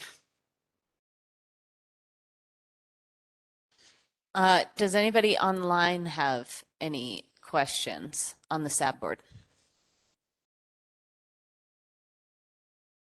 Laura? I was just going to say that I also think that the signage is probably one of the most important pieces here, and it's really nice that it's already underway because there often is a lot of parking at the community center. There's parking behind the gas station. There's And I'm wondering about the church parking lots. Is the one that's off of Third Street, is that public parking now every day but Sunday, or is it So private? it used to be town had an agreement with the Presbyterian Church for parking, but that has since expired. Now they do allow people to park there, but we do not publicize it as public parking because there is no formal agreement. And are they open to an agreement, or are they They done with they that? wanted to let it expire. You know, the one thing is in that agreement, it was town responsibility to plow the lot, and there and I don't know, Nikki, if I'm missing. I think that was mainly it, like plow the lot, and the feeling was Chris Pelletier also agreed not to renew it. That's kind of tough on us given all our staffing shortages and the need to actually plow streets themselves. And so the feeling was we would let that lapse. It's not that they're not open to renegotiating. It's going to be our personnel challenges though, that we don't want to be defaulting on an agreement because we don't have the staff to handle the plowing needs of that lot. Any place we park, wouldn't we have to plow though? If the town has got a parking area, wouldn't we? I mean, Correct. So like, that's again goes back to the 2023 budget and committing funds to parking. Is that if we were going to build out any of those lots, that is a large component of that. It's not only it's plowing, so therefore it's personnel. It's an increase of the personnel, whether it's the streets personnel to manage this, if it's the trails personnel because we have this connectivity, it's going to come down to supplementing the budget to address these parking needs. mhm. My question was kind of like, do you need the infrastructure of like at Chipeta, you can't just paint lines because you don't have a paved surface. Do you need that infrastructure, or is it less expensive to actually just do the signage and the plowing? Because there are these sort of areas where you could park, and then yes, it's not as efficient at Chipeta or anywhere if you don't have that infrastructure in, but then you don't have to add. I mean, I don't know exactly what it would take to create those spaces when you don't have a paved surface. But I mean, that's kind of my thought is it just easier to direct people to the parking spaces that are around? So I think to me the biggest thing is the signage, for sure. And then I just was thinking about those church parking lot, the church parking lot, whether because that's a nice convenient spot and has a lot of space in it. Yeah, and I do think that's, one of the things is going back to that, like the planning commission did not want to get too deep into this because they just don't know what the board of trustees is willing to commit to. And so once that's established, yeah, I think the question becomes like, if there is a desire to use the Old Town Shop or to try and make sense of Chipeta, what's the best route to do that? Is it signage? Is it parking blocks? Like parking blocks would be very challenging in Chipeta to navigate. But are there other ways to, because once a lot gets off, like Old Town Shop can park out 70 cars if you parked it right. Once a lot gets off, then you're looking at 40. So there is a desire to figure out if we're going to actually create developable lots, we need to maximize the spaces that are there and not let it become free for all parking because then it doesn't solve the problem. I do wonder about blocks and plowing though too, like how that just Right. it's a challenge in itself. Right. So you could have lots that, are just unmaintained in that sense. And, I think there's a lot of components that streets would have to weigh in on, if this again, I think the takeaway really for town staff though is like there has to be a financial investment. They're, of course, the experts to decide how this is executed, but there has to be a financial investment into their respective departments and to even make this work. Thanks. And does the DDA have funding to assist with this, or is this just town funds? So the DDA is very supportive of this plan, and so we could go to the DDA. Obviously, they've committed a substantial amount of money towards wayfinding, so they'd like to finish that since that's in our recommendations here. But of course, they put money towards Big Springs parking lot. So Big Springs Drive on the north side, they're building that out, and so they are open to continuing to explore funding other lots. Okay, good.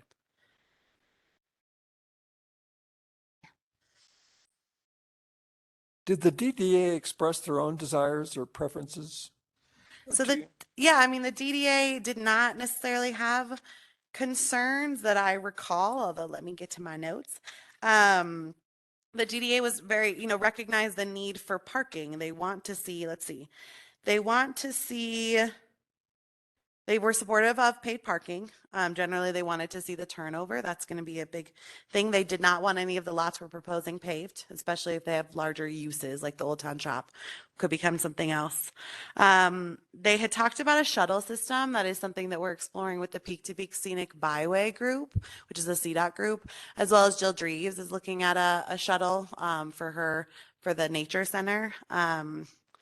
They had talked about, there's situations throughout town, like there's boulders on Snyder. Can those get moved and you park that out? And the other thing was just, establishing those relationships. There's a lot next to Harvest House, of course, that is vacant and was rented out for Frozen Dead Guy days.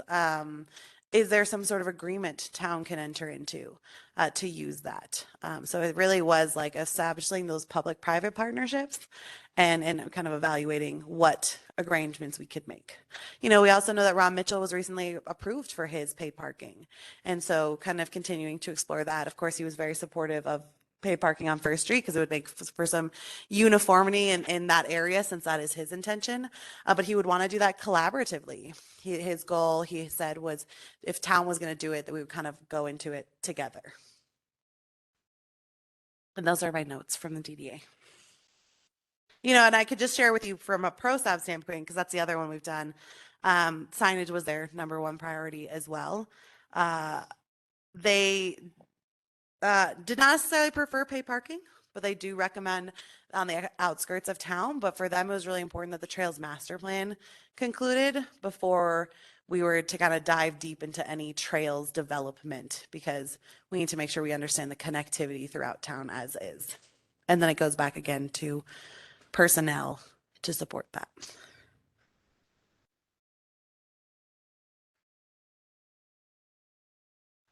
Well, I think I'd like to see, like Rich was saying, in tandem along with whatever kind of car parking we're doing, to really also incentivize people, especially if we're going to do paid parking in the commercial district. I think it makes sense to then say, and guess what? You don't have to pay if you ride your bike into town. You don't have to pay if you park up at the community center, and have those free options available, but then they have to be publicized, Yeah.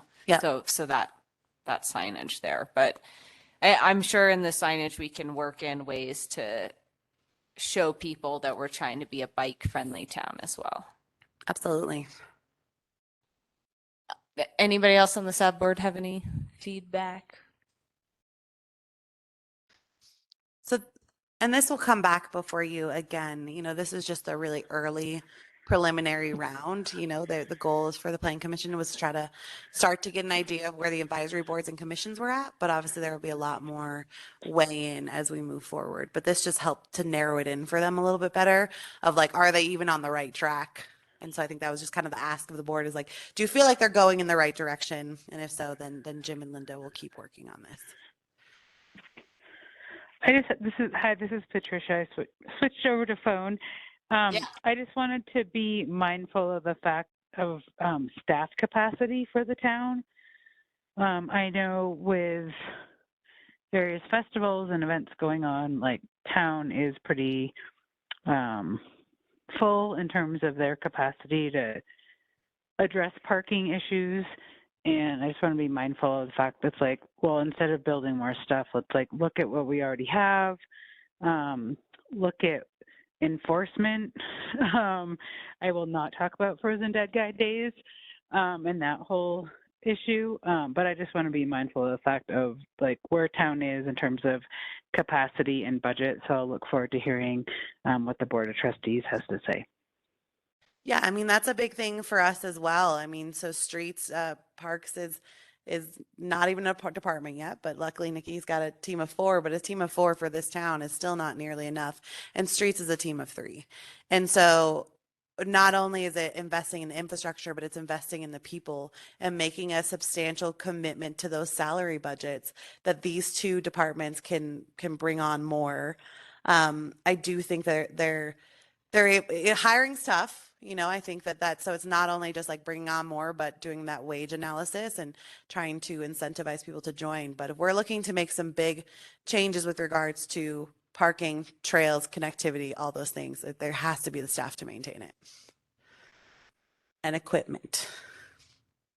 Yeah, so there are huge financial pieces, but so again, if the feeling was like go for the Old Town Shop, then we would come back and say the Old Town Shop, to do it in the way in which Nikki and Emmett recommend, is going to cost X between equipment, parking blocks, if that's the way to go, and the personnel to maintain.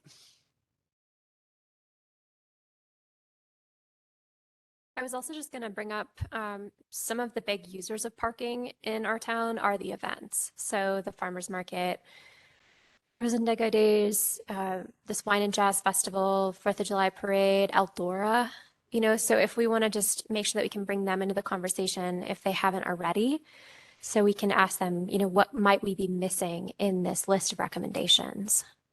And maybe ask them to prioritize. Yeah, absolutely.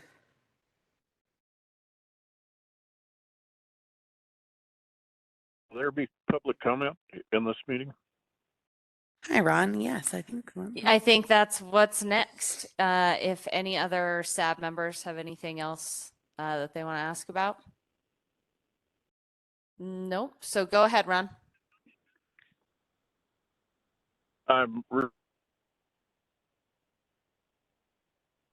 think we lost I'm really, you. I'm here now. Do you hear me? Yes. Okay. I'm really pleased that this project is underway. I wanted to mention that in June, probably late June, I am going to have a 2-hour limit on all of my lots. It's a trial to be changed, but I think that the turnover factor of parking is very, very important for the merchants, and the long-term parking that takes up parking spaces on First Street creates financial problems for everybody on the street, because if somebody parks there for 8 hours, then there could have been probably 4 or 5 cars parking that same spot, each of which might have spent, let's just guess, $50. So that would be $400 in sales, or so that was lost because of that 8-hour long-term parking person. And so I'm encouraging everybody who can, and I hand out free copies of this book called The High Cost of Free Parking. And there's excerpts in there that I think everybody on these various committees should really read and see that parking problems can be solved. And there's experts out there that have done marvelous jobs with it in major cities. And the guy that wrote this book is one of them. His name's Donald Shoup. And there's a lot of others that have been done. So, as I said, I'm very pleased that this project is going forward. Thank you. Thank you, Ron. Anyone else from the public wish to speak on this?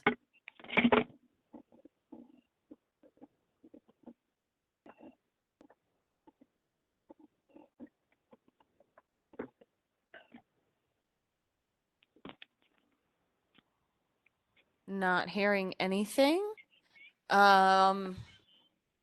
What further do you need from us? nothing, just your feedback, and we'll come back. Okay. I think we're good on that then. So we can move on to last thing on our agenda here, Erica, and any updates she has for us. Yes, thanks, Melody. So I have quite a few updates, and we have about 15 minutes. So I'd like to just go through this pretty quickly. If you have questions, feel free to stop me and we can discuss. And if I don't get through all of them, I can always send it via email. So one of the first things I have on my list is the Mountaineer has offered us an article a month focused on sustainability. I wrote a piece about compost last month, and I guess in May, and just wanted to reach out to you all and to see, are you in favor of this? And do we want to build some kind of schedule of topics? Would we like to take turns writing articles? Would you just like me to write something? Barb has offered us 450 to 500 words per article with one image. She wants it by the third Friday of the month, and then I believe third Friday. I'll have to look back. It's either the second or the third. And then she would publish that the following week. So the deadline is really important to her. She needs to have that by that Friday so it can be in the next publication. So if we want to talk about that now, that's great, or I can just kind of keep moving along. I'm in support of that. Is anybody else? Oh, yeah. Totally in support of that. Absolutely in support. Okay, in support of what? Do you want me to write this? You writing articles and calling on us when you need somebody. Perfect. Yeah. For example, Alan sent an idea for an article that I think he wants to write, and he just tossed it out to me almost in passing. And I'm aware that Tom had an idea for an article, which I'm very excited about. And so I'm wondering if there could be a way that we could draw on the resources available to us already, and then you could oversee it or how something, and then also write yourself. Could you, in other words, take on the, I don't know, I guess the oversight, yeah, whatever. Yeah, absolutely. So what if we say that if you want to write an article in place, if you want to do the sustainability article once a month that we have space for with Barb, reach out to me and we'll fit it in as we have time.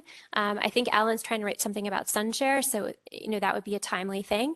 But just make sure that I'm going to write something unless I know someone else wants to write something. And then I would appreciate topics. So I want to have these engaging and interesting and relevant to what we're working on in sustainability for town, but also that, connect with our audience and our residents. So if I could get some help with that, that would be amazing. So feel free, send me some ideas. Sorry. So just really quick, one thing I just want to clarify too is all your stuff has to be factual based. You can't do any sort of opinion articles because your opinion can't represent the whole board unless you want it to, in which case you would bring it before the SAB. But anything you do is just going to have to be, to Erica's point, like what are you working on, or what are some factual things ahead of us that we could apply and be a part of. You're more than welcome to write opinion articles yourself, but if you ever were to do so, you need to indicate that you're writing it as a citizen and not a representative of the SAP board. So I just wanted to, sorry. Was the extra little Debbie Downer there, but I have to add that in. No, that's very important. Thanks, Miranda. Just wanted to update, we did have this Old Town Shop meeting a week and a half ago or so, and it was really interesting. There was a number of groups represented. Miranda did an excellent job of bringing folks together. It was at the site itself, which was great. And at this point, the Peak to Peak Housing Subcommittee is really going to be engaging with that conversation further. I am planning to sit in on their meetings so that we can help where it's relevant. There is some funds available for infill housing.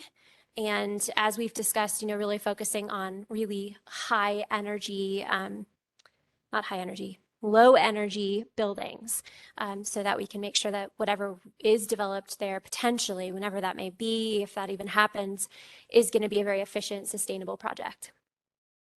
So the Carousel of Happiness, which I wrote in my BOT update, did go through the application process. They are our first business through the Nederland Green Business Program, which is really exciting.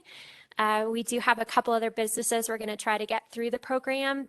And just so you all know, I didn't even realize this myself, but really Nederland is leading the green business state application process as far as a community in Boulder County. So there's other communities that would like to do it, but they either have their own green business program now and they're transitioning potentially to the state, and they're kind of thinking about doing it in the next few months or maybe even next year. One group today on a call said that they may be looking at doing the transition to the state green business program in 2024. So really exciting. I think that's a great opportunity for us. Matt from PACE has been really supporting us along the way and was, how many calls do we have, Melody? Probably had 4 or 5 calls just to get the carousel through, just because it's a new program and we're learning a lot as we go, but really exciting. I am on the RCAB board, the Resource Conservation Advisory Board for Boulder County.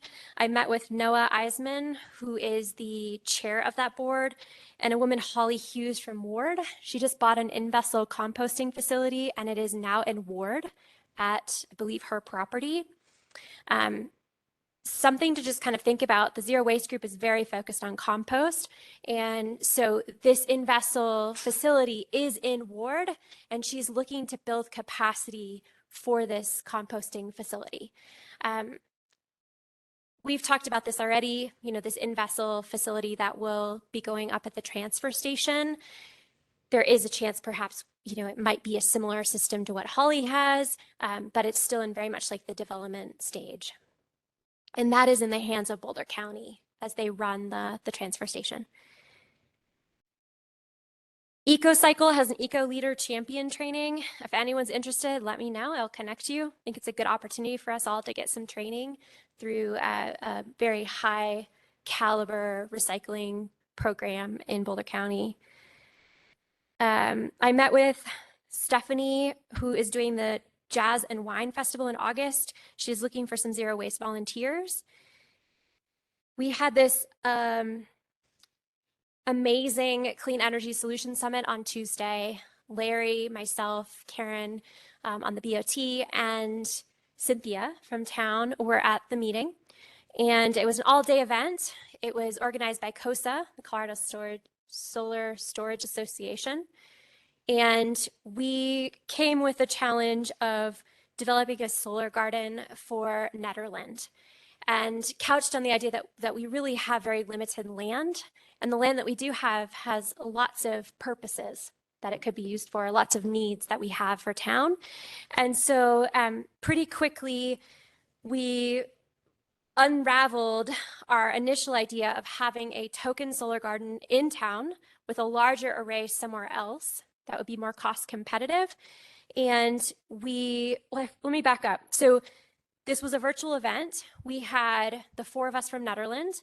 We also had 3 representatives from US Solar, which is a development group out of Minneapolis. We had 2 kind of engineer, more focused folks from PRE, which is Front Range based, and we had 1 person who was representing labor unions and actual labor that would be able to help build the solar garden development. So really interesting group. The US Solar Group really started leading the charge pretty quickly, and we're excited about this idea of Nederland developing a solar garden, which is something for those of you that have been focused on this 100% goal are aware that we've been talking about for 5 years since we first established this 100% commitment, thanks to Chris Larson, of 2025.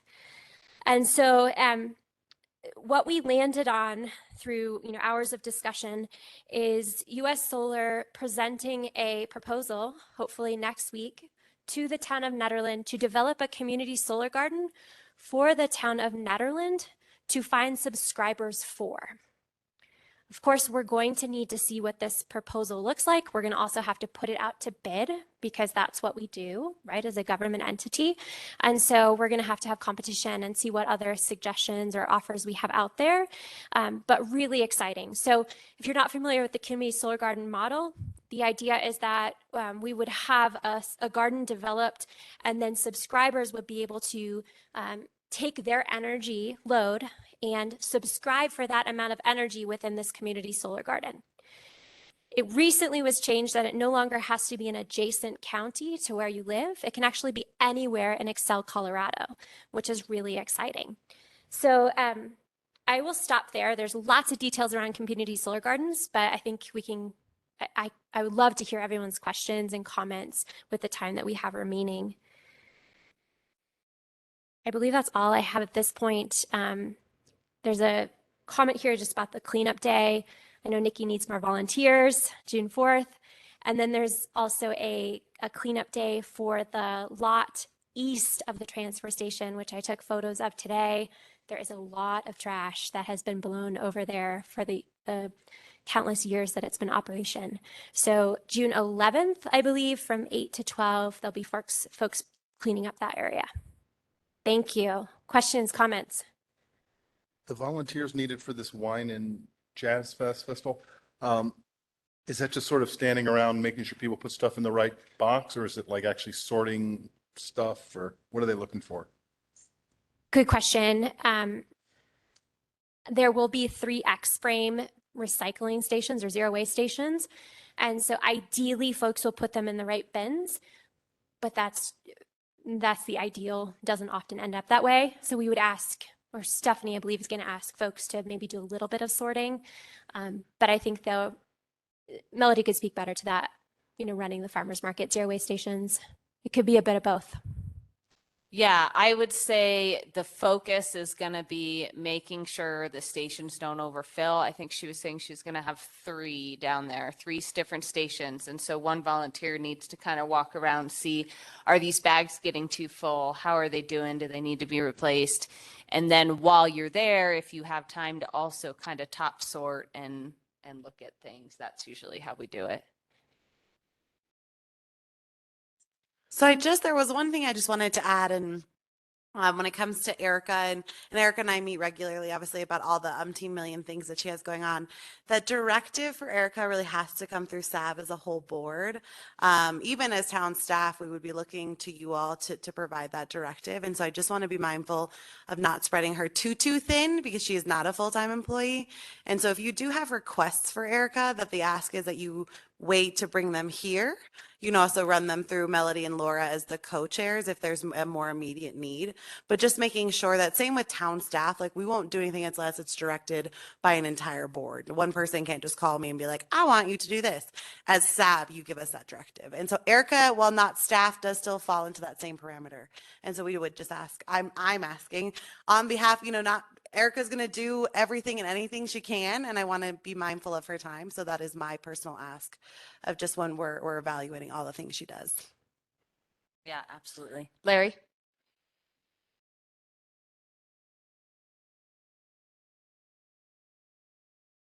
I just wanted to thank Erica for this excellent summary of events, especially the CASA summit, which was long and complicated. And she summed it up very, very well. And I just kind of want to thank her for setting it all up for us. Without her prior work, I don't think we would have had the excellent experience that we had, the 4 of us that day. So I just wanted to say that. Larry, this might be a good opportunity to talk about the bigger picture of if we do have a proposal from US Solar next week, kind of what that would mean for Nederland. And I know you and I have talked about this.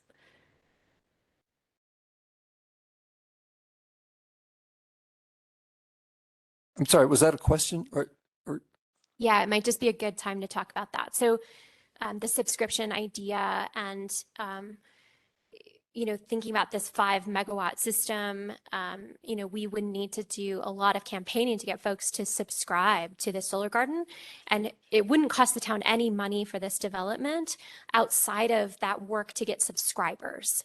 And the campaigns that we've done in the past through SAB really have been volunteer based. We've gone door to door for Renewable Connect, which was very successful. We've also done that for SunShare and for other kind of energy, even Solarize last summer as well was very much volunteer based.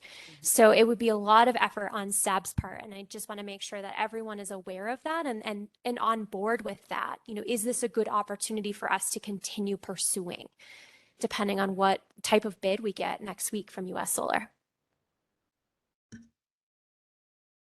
Gosh, I'd even like to ask if we could have some sort of approval, formal approval, even just at this early stage. Maybe you don't know enough to give it, but big things could be about to happen. We don't know. I think just because it's so late tonight that I would say if and when you guys get a proposal, maybe we call a special meeting for SAB to then discuss that proposal and what that looks like. And that way we can do it before our next meeting in June, if it comes before then.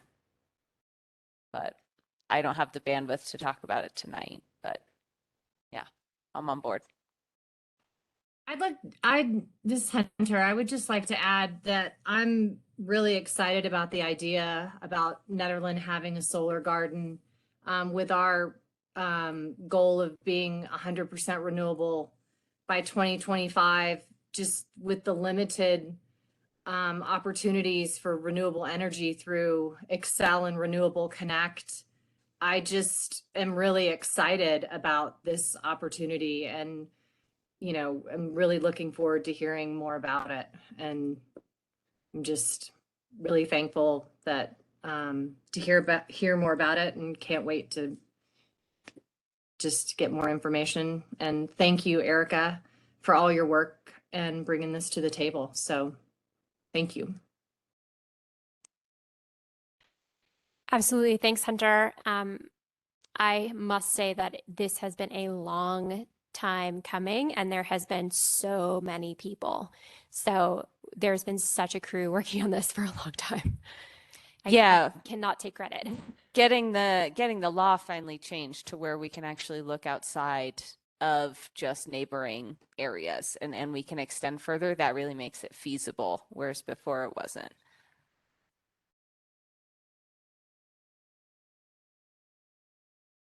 Laura or Patricia, any thoughts? I don't know if Patricia's still with us.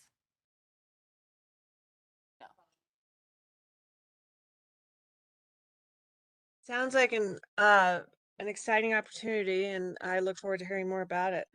I know we've talked about Solar Garden and had a lot of hurdles, so without knowing too much about what you guys have learned, it sounds like there's a major change where it seems a lot more possible, so that's exciting. Good job. Definitely. Any more direction you need from us on any of this stuff? I was going to add just one more piece because I think it's helpful to understand the current climate for community solar gardens in Colorado. But what was explained to us on Tuesday this week was that Excel Colorado opens their bids for community solar gardens in November. And right now, it's still not known what they're going to be prioritizing, because basically they take bids from a number of different developers, lots of different areas, lots of different projects, and then they give them points. And so based on those bids and how they score, they then approve bids based on that. And so the understanding at this point is that we basically need to have an incredibly cheap bid. And that is going to be very much determined by where this community solar garden development is. And US Solar has explained to us that they are willing to find the land, right? They would really take all the responsibility as a developer of location and, all of these many details that we would need help with. And a big piece is this location piece, and not having to be in Boulder County or adjacent to can mean that we can go to a lot cheaper locations for this solar garden development. Moving to 5 megawatts is also really exciting because of economies of scale. So we'll have that much of a bigger system. Previously, until 2019, I believe it was limited to 2 megawatts, and then that was recently changed. So we would need to have an extremely competitive bid in whatever points Excel decides to prioritize that they're going to release hopefully soon for this November bid cycle. But also, financially competitive is going to be a key. And hopefully that also means it's going to be financially much more of an incentive for our residents to sign up. So US Solar talked about a 5% reduction in cost based on the average energy subscriber to Excel. And so that's huge. From what I've been reading, 10% is also not unheard of. So we'll see kind of what they propose next week formally. And the interesting thing about that is that 5%, according to US Solar, stays constant. So as bill credits change with community solar garden rates in Excel territory, that 5% will change with that bill credit, which is really exciting, especially for renters, low-income folks in our community. Could be an amazing opportunity to support them and get them on renewable energy. Awesome. Thank you, Erica. Does anybody have any final thoughts?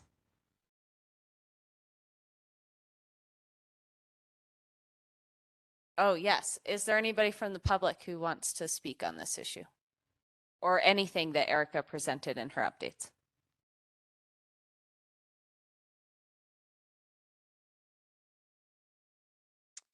Hearing nothing, are there any other final thoughts from the Sustainability Board members?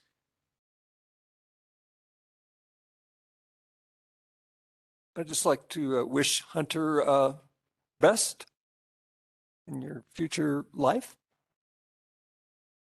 Definitely. I'll echo that. Hunter, thank you so much for joining us on the Sustainability Board here, and we hope to see you around. Thank you so much.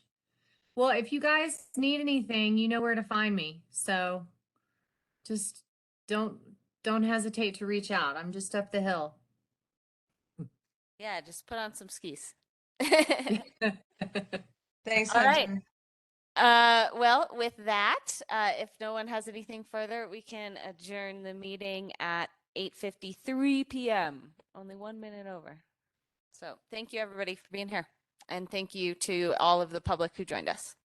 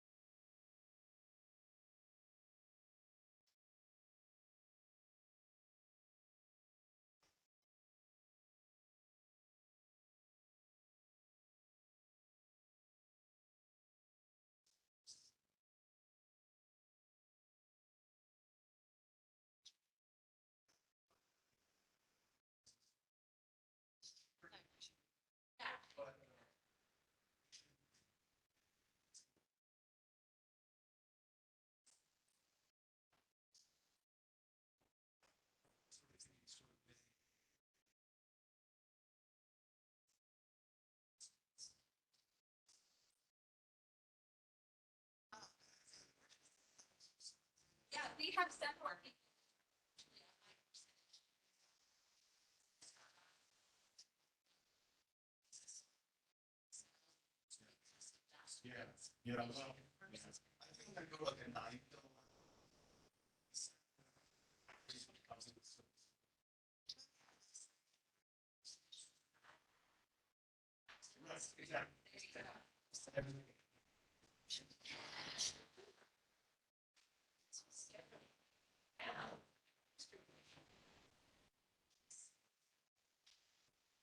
I did fun.